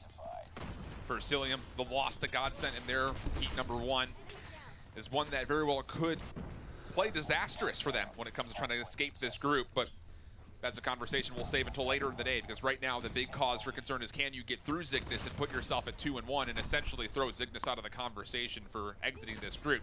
Get to the second hard point, it opens up. First 15 seconds good for Asilium. Trophysim trying to keep it safe as Jazz watches one door, the rest of his teammates trying to surround the others, but Cygnus do have spawns. They're trying to reinforce, but it's all in pieces. One by one they come, one by one they fall, until finally maybe there's some interactions that start to favor Cygnus, but the reinforcements for Asilium have made their way across the map. They reinforce, they stack back up, and this is looking like a very close to full 60 here in the second hard point for Asilium. This is crazy, Alan. I literally blinked and saw 5 players of Cygnus going in rotation for this new hill, and I blinked again, and suddenly all 5 of Asilium members are in it and getting almost a full 60. So clearly a lot going on here as they are contesting the 68-19. The final 7 seconds will go in their favor as one player of Asilium is left for scrap time. But again, Cygnus is on rotation. There's only 2 members of Asilium over here for this rotation. Some streaks will get called. I don't believe it will find anybody though. So the first opening seconds we should see go in favor of Cygnus. I like to use that Predator missile coming out from Cygnus. You get a read that, okay, they're double hitting this 2 through mid, 2 through the back alley. Let's take care of the 2 through mid with the Pred. Everybody else on spawn start to focus the back alleys of Grandma's house. But now all of a sudden, Asilium have again snuck their way in. Jazz up top, looking for 2, but only finding 1. And with that, Cygnus will hold this setup. largely speaking. Balance is trying to deter that setup as much as he possibly can, and he's done well. Look at the play through the back here. Asilium got full numbers flooding around. That's going to flip the spawns around. Now they've got a realistic look to break this hard point with 30 seconds to play. 30 seconds is going to be huge as it'll put them over the 100-point mark, just almost, but almost with Jazz kind of played their life a little bit more there as they pushed in all by themselves, but not that they need to. Zygnus Void finds 3 to hold on to this grab time, actually, which should have been a good hold for Asilium. We're going to see a Goliath finally get called in now here around mid-game, 78-55, although a big hold out of Zygnus. Asilium is still in the driver's seat as they have set a Goliath in the middle of this next hill. A lot to ask for Zygnus to try to break this with Shark maneuvering the mech. His death metal screams in our ears. Goodness, it's aggressive. But here comes the play around the backside. Zygnus has one player hitting over, trying to watch over where the A-bomb site is. Everyone else hitting from the front, but there's just no tools. There's no nades. There's no thumpers. Nothing is coming in. Shark is fully healthy on this Goliath, and he's reading the plays coming from the high ground. This is too easy. They're just running right in, and this is just a feeding frenzy. Shark dominating. And now all of a sudden, Zygnus, maybe one more look at this hard point, and what do you commit for this, if anything? This death metal is literally like Shark's theme song right now, and this Goliath is like just getting the clip ready right now. They have the death machine pulled out for Zygnus, I feel like I want to sleep, them. He finally gets shut down. A mere 20 seconds left on this hard point. What a run that was. I can only imagine the kill streaks under his name, and Balance is actually still getting this scrap time by themselves, getting all these opening it kills. 9 seconds left on the hard point. Once again, we talk about rotation. All of mid-map control is going to be in the hands of Asilium as they break 124-66. They need about 30 to 40 seconds here to close out this map 1. They're looking to do it here. Number 2, actually, that's going to be Void out in mid-statue, possibly trying to create a little bit of a ruckus, but the Thumper does get called out, looking to shut him down. A couple kills do go in the favor of Zygnus as the hard point is actually completely uncontested. Yeah, I'm actually getting sleepy. Zygnus needing to find a way to start zoning out I don't know Brown. if I can sleep on stream. You can find a way to get 30 and give away nothing. Maybe there's a chance to see this go to another hard point, and maybe you can pull off a comeback here, but you have to feel like Asilium have to have more score streaks or operators to use. We'll see what lead they have. Hunter Killer Drone gets called out, finds 1. But here comes the play through Brown. Feints down low with Shark. They're going to be double hitting this together. They find 1. Feints around the corner, gets the reload off, rechallenges. It's Shadow who does not find the kill, and it's Jazz who's there to help out. Asilium find a way to at least contest and keep the hard point neutral, and now as they break, they will not be able to win it here, but boy, will they be close. They do contesting at the final couple seconds of scraps. They have to worry about rotation once again. Zygnus is going to be the first one there to touch it. Marvel, though, has something to say about that as they actually find 3 and freely break into the back, which should have been a full setup by Zygnus. Now they are looking to close it out here. I want to watch 20 Tribal seconds one, bro. to win. I don't care and we're about also these going to look things. over to your left side of your screen. Navi versus NYSL. Mayhem up 2-1 in the S&D. Mayhem up 1-0 in the series. Yeah, the death machines on the right-hand side of this picture-in-picture will favor Asilium. That will get them the map win. Very confident and comfortable. Still, so many questions about what's happening with Zygnus, a team that looked so darn good in their respawn. You maybe question, was it just because they had the 5 Holgers? And that meta was one that really favored them, because so far they have been looking a little bit overwhelmed with the new weapon metas that we have here for Stage 5. But we switch back over to what we have going on with NYSL, Navi, both teams sitting at 1-1 in the group. Both would love to get a win here because still on the schedule for NYSL is Tribe. And for Navi, I mean, you still have to go up against Zygnus, who maybe it's not looking like the opponent we thought they were, but Asilium to finish off their run. So a lot to be asked and a lot that could still determine what happens in this group based on whoever comes out on top in this matchup. A very slow round of S&D. Those bombs is yet to go down. It's looking possibly get laid at the A site, but we're on board with Space right now, who might catch wind of that and maybe get a free call. The information does get spread out. The bomb won't get planted. 40 seconds on the clock. He's going to make the overchow. Space actually loses the gunfight to Don Lai. A couple of gunfights going in the favor of both sides. It's now 2v2. 30 seconds left. It's Don Lai by himself on the bomb. Actually, across the map is going to be Miney, but he finds 1. The perfect timing for that. Now it's going to be Nero on the hunt for him to shoot him in the back. He does get the information of where he is, but his teammates should be on the other side of that wall to close it out. Yeah, Miney can just play the clock here. Nero's got absolutely no idea where he is. He hasn't shot any bullets in the last minute. So playing through the window, just going to throw shoulders, check to see if anyone's defusing. Nero, difficult choice to make here. Has to take the gunfight. Wouldn't have made much of a difference. No time to defuse, and Miney closes things out to tie us up at a 2-2 count here in the search. Lovely play out of Mining. I was about to say he was a little bit deep far across map, and I was a little worried. Like, DUTE.EXE stuck in a 1v2 right now. If you can't find one, that's a little bit scary of a situation for the likes of Navi, but he does find the one and close it out as Mining is able to clutch up at the end. 2 minutes on the clock. Bomb making his way towards mid. Actually, they're going to get met by two players of NYSL and Mayhem. Narrow finds one, but Mining quickly trades it out. 4v4 already. A lot of gunfights happening in mid. Mining manages to stay alive, and Creed actually loses a free gunfight. That's unfortunate for him. 4v3. Bomb is now stuck out in middle. It's just does Navi realize the bomb is down, because if they do, they're in a great spot to just kind of watch over. There we go. Now they finally are able to get this picked up. They can collect this, and there's still an opportunity to play off of DUTE.EXE's position, but he's going to have to find a kill somewhere or get a read on any of this defensive setup for NYSL Mayhem. Veer tracks out Tectonic, who's I think take a couple of shots. That's good information. Tribe is the one who so sent Navi Navi to tally where little B is. They can make a read here and take this 2v2 to their favor, just playing off. I was watching, yeah. I think, yeah. That's what you Little B. Little B. Oh. He does find one, though, and that was enough. Even though he does get traded out, Bomb still does need to get planted. And we're on board of space right now. And I think he's got the read that is going to be coming to the B site. So if he just plays it here, maybe plays for the plant. There is a sniper on the other side, though. He doesn't want to get caught out of position. A lot of space given here from both players. Veer hunting down, timing for space, though. Nice. Just that much better. Tapping away with the SKS, easy kills, fist bumps all around. And Mayhem, they will take a 3-2 half as we swap the sides. 3-2 lead. Navi can still do something here, and they're not down and out yet. Imagine first place Mayhem gets $300,000, bro. With Nero. Looks Just like imagine that. Hit over to the A Crazy. side. One of them just gets insta-killed Crazy, by bro. Veer. Huge Y'all not snipes out of taking him. gaming seriously. Big Y'all opening need to break. Little B finds one of his start own, doing though. competitiveness and stuff. You can Most win some impressive money. sniper thus far as we've seen Little B on Like whenever Mayhem. We've seen him being a Apex huge Legends deciding come factor out, for the side I'm of gonna NYSL be when in the it comes to comp destroy. scene And for offense, one of the things that we know a about Mayhem lot. is they do try to get I'm gonna play a lot of in a tournaments and position to stuff. work for a first pick. You know, you Or gotta watch over where the push you would gotta come win from. some money, chat. But numbers good for Navi. It's too late for 42 COD now, all of a Mobile. sudden, Well, it's not bomb really down too just late. I'm just outside really of bored the of the second game. floor I'm gonna be stairs. honest with y'all. And Awaken I just is don't gonna feel have like I to want to make do a it for COD long Mobile. I feel like I want to contract do it there's for nothing Apex Tectonic can do. Legends. He's gotta hold his You position know, and hope that maybe Tommy would like be I don't good. know, Tectonic but for one, but yeah. not another. So now it's I'd up to rather do it Awaken. for He's Apex the than mystery COD man on the Mobile. field, though, as no one has any idea where he is. So there's a free kill on Veer. We'll turn the Thumper into a scope. But the problem would be, how do you get through the next two opponents with the bomb still down on the outside of the map? We take a look over to what's going on in the search and destroy as it starts up on firing range Oh for my Zygnus and Asilium. I mean, a good start for Zygnus so far, at least as far as we can tally. But our attention stays with what's happening here with Mayhem and Navi. It's a very tight affair on takeoff. Wait, still stuck in this 1v2. He's looking to hopefully find another one. He has plenty of time to do it, but he's got to get that bomb. And by the looks of it, DUTE.EXE and Mighty definitely know it has to be down and out somewhere around them. Again, remember now he has 30 seconds to make his way over here and make a play. And if he gets this opening kill, they're far enough where the trade might not come in. Yeah, he could sneak this bomb, no problem.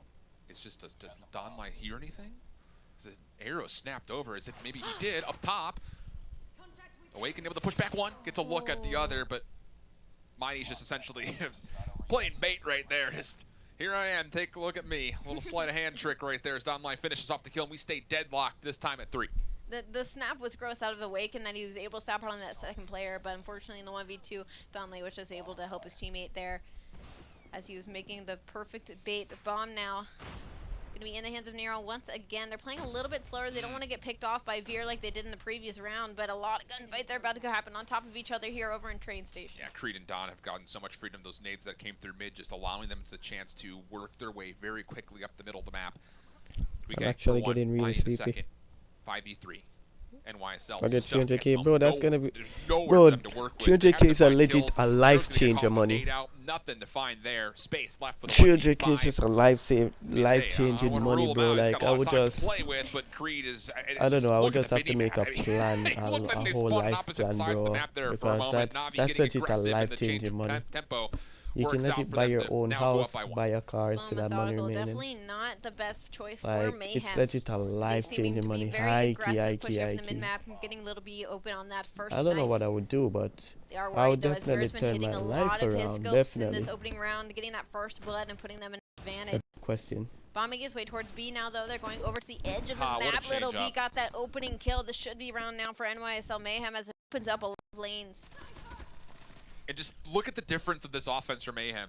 Na'Vi throw the same set nades. They throw Creed and Donlai up the middle of the map trying to get aggressive, and NYSL say, come on in, water's fine. Brilliant readjustment as Mayhem will heavy stack over towards B. Little B with the first blood. Tectonic making sure the flank stays safe, and this is a great look for a plan at the B site. Sticking for it, but denied, and Veer finds a follow-up. Those two kills turned into a 3v3. Awaken able to collect the bomb and escape with his life, so a little bit of strangers of the night kind of passing by one another as Veer is the next contestant to the staircase. Awaken wins the 1v1, and now you might we get to a get the 2v2. exact Not only 300k that, actually. Tectonic gets taken down in the deep spots. Another flank is completely open. I'm sure Nero's screaming at who was You supposed might to get be the watching over him on the exact bomb side. And 300k, what or was maybe supposed to if be a it's free like round from for Mayhem PayPal, is now in the hands of Navi. because like for the 2v1. tournament that Bomb I needs did, to still go down. for the It is tournament that I Awaken did once in again October, I left won on like his own. 2,250. 1v2 against Mighty and Donlai I got the once full again. amount. Like I made them send the money to PayPal. Timing.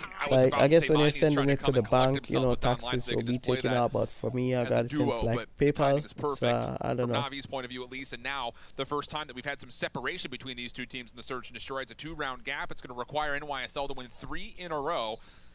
And really, it just comes down to, what are you going to see here from Navi? I don't imagine they're going to run the same set nades and the same double push up mid, and they're not going to. Veer is going to take a quick look at the cross, see nothing, and it's going to be Quick A over towards the top side of the map. He gets figured out, though, and will reposition. The timing is beautiful. Little B, though, quick scope, denies it, and first blood good for Mayhem. I was about to say, that aggression of Kike to just push up all by himself. Little D, you Bro, know, Little four B is members of actually Mayhem were so there. good Not with a that they were sniper. even needed. Little B hits the quit scope. Again, 5v4. Bomb making its way over to the B side once again. Tectonic was watching the flank. He takes down one with him, but he will get shut down. 4v3.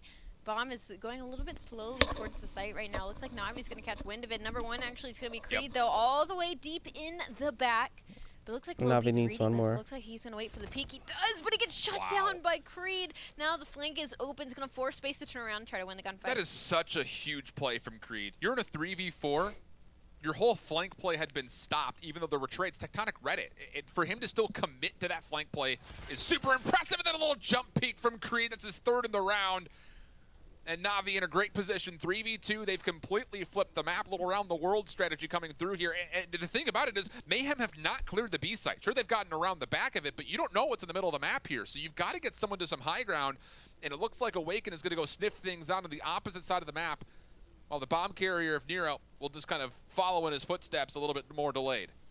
That was such huge gunfights in the back there. Creed had no business winning those. No business. Both teammates from Mayhem had pre-aimed that door. They knew he was coming from spawn. They knew they just had to wait for the peak. The fact that Creed won, not one, but both of those gunfights to flip this round on its head. This is 5-3. Navi win this. They take the SD. They tie up the series 1-1.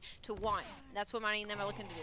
Awaken, bomb plant, Veer, he does not get there. He tries to go to the pistol to save the round by just making sure the bomb doesn't get planted, and all of a sudden, the 2v4 turns into a 2v1 favoring Mayhem. Creed, though, his 4th kill, looking for the full ace. He's got Awaken! Bang! Creed with the ace and a little bit extra, and that will give Navi the map win.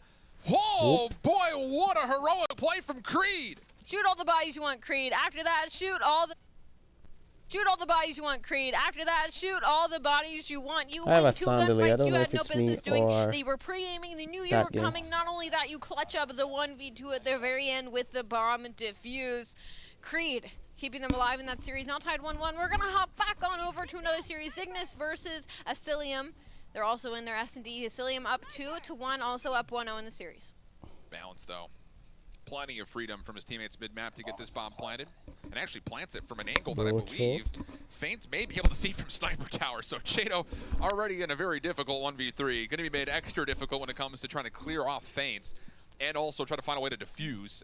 30 seconds, it's just deck is stacked against him without question. So take the Locust over through jungle path. His first opponent would be Balance, you would have to feel like, if he even gets there in time. It's just, I don't know what you do here. Shadow's going to realize that the bomb's down, but Balance, close corner. Feints was up top to play the clutch. Shark nearby. Not a lot that Cygnus could do from that round, and we go 3-1 with one more to play in the half. I would say not a lot, but you know what? After that Creed play, there's no reason none of these players should 1v5. There's no reason. After that, I'm convinced. If you're stuck and I don't care 1v1, 1v5, you can do it. Creed proved that in our last series, but Asilium is up 3-1 in the S&D. Bomb is going to be in the hands of Balance thus far. Going to pull out the Thumper, maybe get some information over on the A site. It is only going to be 2 members. They've still slowed it down quite a bit, actually. You see how spread out Zygnus actually is on the map right now. It's so much utility from Asilium, and nothing connects onto Envoy, so he can just sit here and enjoy himself. He's got one player nearby watching over the top of him. That's Tatio, who's going to get the information first and foremost, as Balance was taken care of as First Blood comes out in favor of Zygnus' defense. If they could find a way to get out of this half with a 2-3, that would be okay, but for a map that largely seems to favor the defensive side, 2-3 is a tough scoreline to go through, but Shado turns this into a very favorable defensive round. 5-3 now as he finds the second kill. Asilium, unfortunately, are just walking into the pre-aims of Zygnus as 2 fall. Bomb is now down and out, still by their side. Marvel does find a free pick, but still 4v3. 50 seconds on the clock. They need to lay it here soon, and it looks like they're trying to make it towards A site, but there's 3 members of Zygnus just waiting for the push down these lanes. And again, Envoy is the one who's going to be the biggest deterrent of this entire play. But feints, goes from 3v5 now to a 3v3 as both snipers connect. Praying for some sort of a wall bang. But little does he know, the wall he needs to be watching is the one immediately to his right. Envoy, does he see a barrel? Does he push out for this? They literally could smell one another right now. I don't know if Envoy can see this laser, but that sniper laser is clear as day on our screen, and now he gets the free kill from the push-up. That should be the dwindling down. 1v3. Jazz left on their own on the other side of the map. Not impossible, but only 10 seconds to do it. Kimwax is going to clean it up. 3-2 to stay alive in this search and destroy. All that comes down to the fact that Asilium threw about 20,000 nades over through backside of A, and none of them connected onto Envoy. And then just plays prone and says, as soon as point of contact is made, I'll bump up and take care of any seconds or thirds that may be down your alley. So beautiful setup for Zygnus. Gets them out of the defensive half with 2 rounds. But the question here is, what is your offense going to look like on a map that has been very defensively sided, and a Asilium team that has been very competitive throughout their searches, maybe save one? They're going to try to make a play immediately over towards A. Defensive pressure is just not here whatsoever. Trying to look for a retake, but there's a trophy system down. None of these nades are connecting, and Envoy is just going to get a free plant. Maybe, but it looks like Balance has made their way into trailer here, so maybe get a free push up. She does find one, maybe push up, find another one, but Vinvoy is going to be there. Bomb does go down basically for free. 4v3 situation. He actually loses the gunfight. It's all on Shark's shoulders right now, as there's also a member in the deep back of spawn. He's going to get in a gunfight, will get shut down. The Drays are going back and forth. This is absolute chaos, and on top of it all, Zygnus stuck in a 1v2. Bomb down. He does win the gunfight at the back. Oh my, I was about to say Shark almost just threw. Tatio is on 1 HP. He had to have gotten a call from his teammate, hey, I've tagged him up, he's sitting back trailer, and Shark is going over to the bomb for some reason and nearly gets stacked up against him. But salvaging the round to Sicilium puts him that much closer to going 2 up in the series. And again, for Zygnus, if you're joining us here late, they're 0-2 in their group. Only the top 2 get out of each of our 2 groups, so it's a must-win series here for Zygnus, and you have to feel like this is a must-win search and destroy. You don't want to go into a reverse sweep situation versus a good Asilium team. All right, off the bat, Asilium drops feints as he gets picked off right away. There's Shark with 3 kills. I don't even know where that happened on the map, but that's 3 down. What suddenly was a favorable situation for Zygnus, now in a 2v4. Bomb is stuck out on A site, getting watched over by Balance. That was chaos. That's just the power of being able to spam through a smoke. Cheto wasn't in a position to watch over the top of it. He was blocked out by the smoke grenade that was down, and man, Zygnus just single file lined their way down right into the barrel of Shark. And you can see all the littered bodies in the back over here. I mean, it's just one by one by one. Balance now up close and personal, dealt with. Brilliant shots from Tatio. Makes this into a more manageable situation. Bomb recovered as well, and Shado gets a kill mid-map. What do you do here for Asilium? Do you want to maybe try to wrap somebody back over to B, or are you going to full commit to defending here at A? Smoke will come out, and it looks like they are going to try to hug over towards trailer. Tatio is looking at the wrong door. Jazz pushed up. I guess he got a sound cue. I don't know how Jazz did see Tatio there, but now it's a 1v2, although working at the back is going to be Shark. Shark's already found 3 players. Let's see if he can find another one. He does give up his position by not winning the 1v1 against Cheeto. He has 40 seconds to work with. If he can isolate a gunfight and win the 1v1, he could come out on top. There's nowhere for him to go. The cross is now being watched by Tatio. He's going to have to make a play. Regen comes out. And out comes the play. Makes his way through bathrooms. It's Cheto. Obviously hearing the call from the player model. Sniper! But he will find himself right in the waiting arms of Tatio. Yeah, great stuff from Zygnus there, considering the fact that they all lined up for a Shark triple. The delayed play from Cheto mid-map definitely helped turn the tides there for Zygnus to stay in this map. I mean, that was basically 2v5 with Tatio and Cheeto against the likes of Vasilium, so they turned a very unfavorable situation around on its head. 4v3, still a very manageable down round count in Search and Destroy. Again, down 1-0 in the series. Trying to get a couple wall bangs going through here, as again, this wood is actually made of paper when it comes to map these guns. Bomb, though, is actually still inside firing range. It hasn't pushed out at all to either side of the map. They're just looking to stack in here, I guess, but Balance is pushed up really far mid. Might get the information on this. Maybe shoot a player or two inside. This is the thing, though. Balance did this a bunch when we last watched Sicilian play this firing ring and Search and Destroy, and he's being contested almost every time now. With that extra 30 seconds, Zygnus are just happy to stay here and just wait for an overextension, but Cheto in the window. Balance will get the sound cue. Just holding his life, making sure there's no rotation to the middle of the map, and I like this. For Asylum, this is fine. You're playing defense. You're killing so much time off the clock. A minute's already passed, and no one has seen each other, really. But that's the thing, Asilium can get very impatient. I think that's what Zygnus is banking on. They're banking on somebody getting impatient and peeking something that they shouldn't peek. As we finally see the bomb making its way over towards A lot of commitment now. All 5 players are over here, and somebody's crossing through mid. Might almost get picked up by Tatio. I need to get this bomb plant down. 40 seconds on the clock. Balance is still pushed up mid. Could make the flank here. Maybe get some likes on Tatio, who has gone top firing range, but smokes go out, and the bomb should make its way up. Zygnus had such a good position top wood to watch any crosses for defenders coming into the site, and they give it up. Cheeto had a perfect look at barrels. They self-smoke it, they full stack back alley, and it allows Balance to just walk onto the flank again. Shark from the front just has to play his life. He was happy to do so for a couple of kills, and then you just wait for Balance to make a play. That's a setup that Zygnus, I mean, you're not going to be able to go back and relook at that and make an immediate change, but why not keep someone top wood to help contest that cross? It was a patience game. It was 100%, it was just a patience game, and unfortunately Zygnus were on attack, so they had to get the bomb down, and they were banking on the fact that Asilium would get impatient and peek something they wouldn't, get a pick, and then get control of the A site, and that's just not what happened in their favor. So just an unfortunate play call, but again, 5 and 3, Asilium in the driver's seat, a minute 30 on the clock. Bomb once again down and out in mid. Zygnus, I guess, looking to maybe replay that last round that didn't even go in their favor. Once again, they are not past mid-map at this point. It's tough because Envoy Stumper got information on Shark, who is playing in trailer, but all of the smokes had already come out. They can't cross and make good on the damage, and now as everything has evaporated on the map, it's first blood for free for Faints.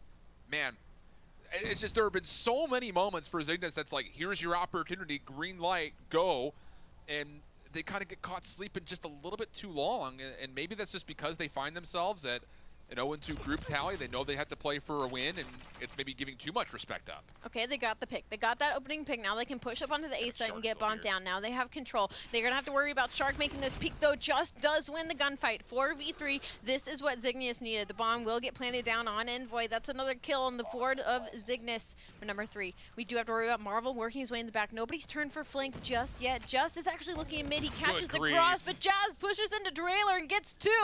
Now it is a 2v1 with bomb down. Zygnus picked apart by the likes of Jazz, who just for free, as all 3 of them turn for the flank, cleans up the last one. That's going to be 6-3. Shooting bodies, Jazz, you deserve it after getting those 3 kills. God, there are so many rounds that, I know the word was thrown around a lot last year, but that breakdown rounds, that one in particular, that was a breakdown.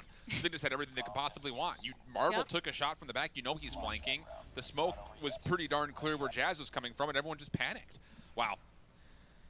But a major matchup here. Mayhem, Navi, both of them 1-1 in the group. After Mayhem surprised in their round 2 matchup, getting 0-3'd.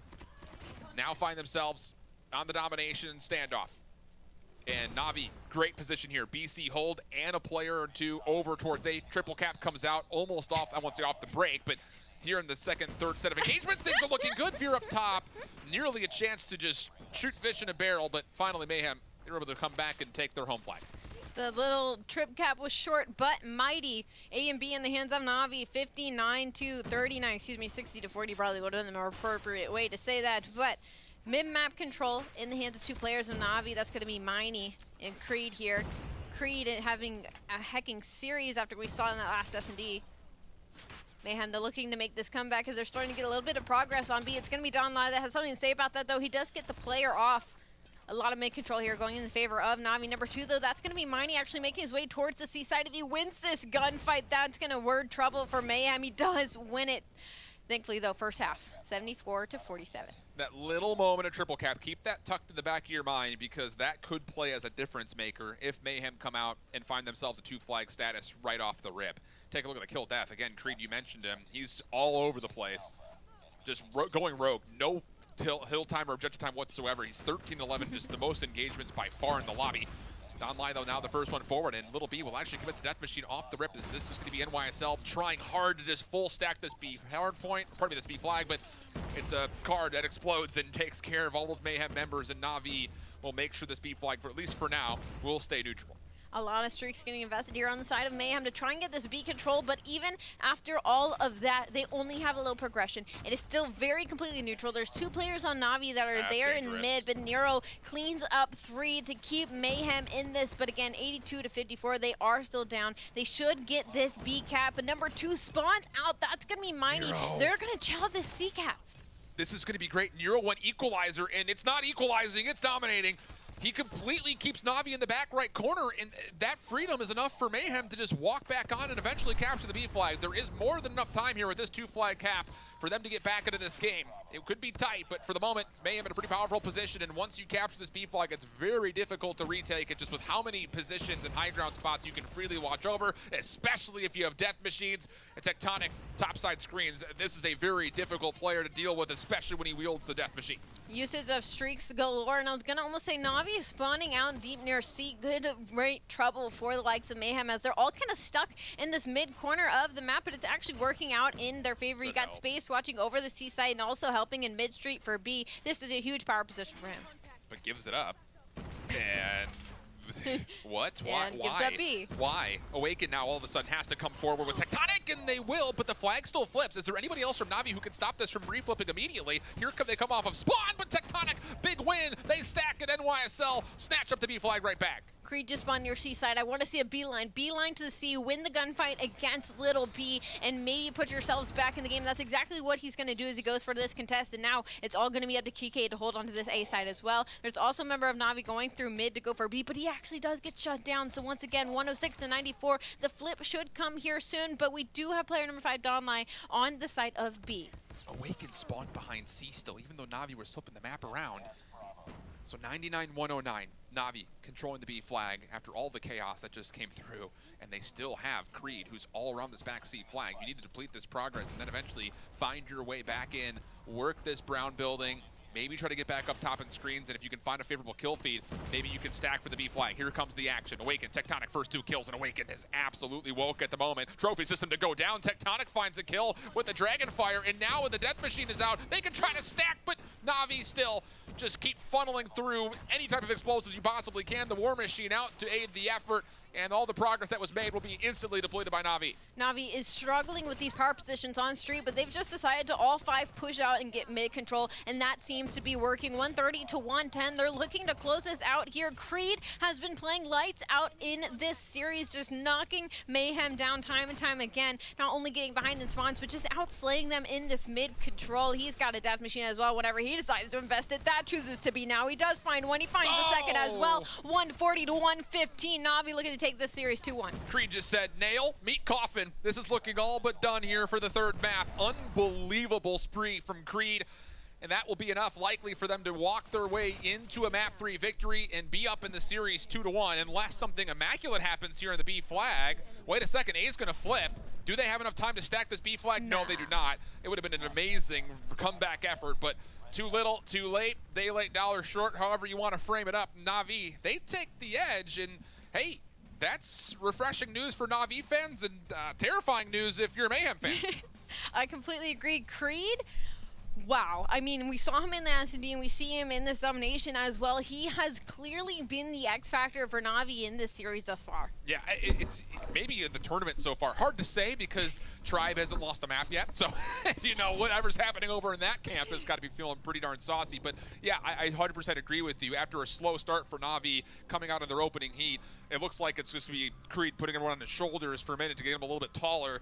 And my goodness, he found nearly 30 eliminations in that domination just specifically. You already mentioned his impact that he had during the search and destroy. So yeah, Creed's definitely sitting there saying, all right, boys, time to rally, trying to get back into this one. And so far, so good, as they'll be heading over to a map 4 with a 2-1 map lead. Again, the importance of this series, monumental when it comes down to what could potentially happen in this group, because there's a lot of action still to come. Mayhem still have to play Tribe, Na'Vi still have to play Stamina. But largely speaking, we look over the first 3 maps, and you'll see kind of a tale of, I won't say 2 halves, obviously, but this first hardpoint, things were looking good for Mayhem off the rip. And it wasn't even like Mayhem was looking bad in that domination. I mean, they were using their streaks in a smart way. They got that B control. They had all of mid under their wing, but it was just too little too late, especially once Na'Vi started to, you know what, we're going to 5 commit to this B site. We're not going to leave somebody at A like we have been doing and give ourselves the numbers to take control and push up into street and statue and make sure that Mayhem just can't get past us, and that's what ended up closing them out for that domination. And speaking of stats, so speaking of Creed, after that domination, the amount of respawn kills that he got, I wonder if he's arguably the top contenders for the highest KD or in damage, yeah. Because Puckett actually gave me the interesting statistics. Solo right now is #1 in damage and KD for our tournament thus far, but after that domination, I would like to see if Creed might be contesting that. Yet to be determined. Bro, I'm so tired, bro. As we take a look very quickly, as unfortunately a bit of a restart coming through for the map between Zygnus and Asilium. And again, it's kind of do or die time right now for Zygnus. 0-2 in the groups and down 0-2 in this 3rd match series. Take a look at the map scores right there. And look, here's the thing. Asilium also kind of a product of a very strange upset in heat #1. They've also stepped things back up. So for the EU region at large, I'm super tired. I can't watch this.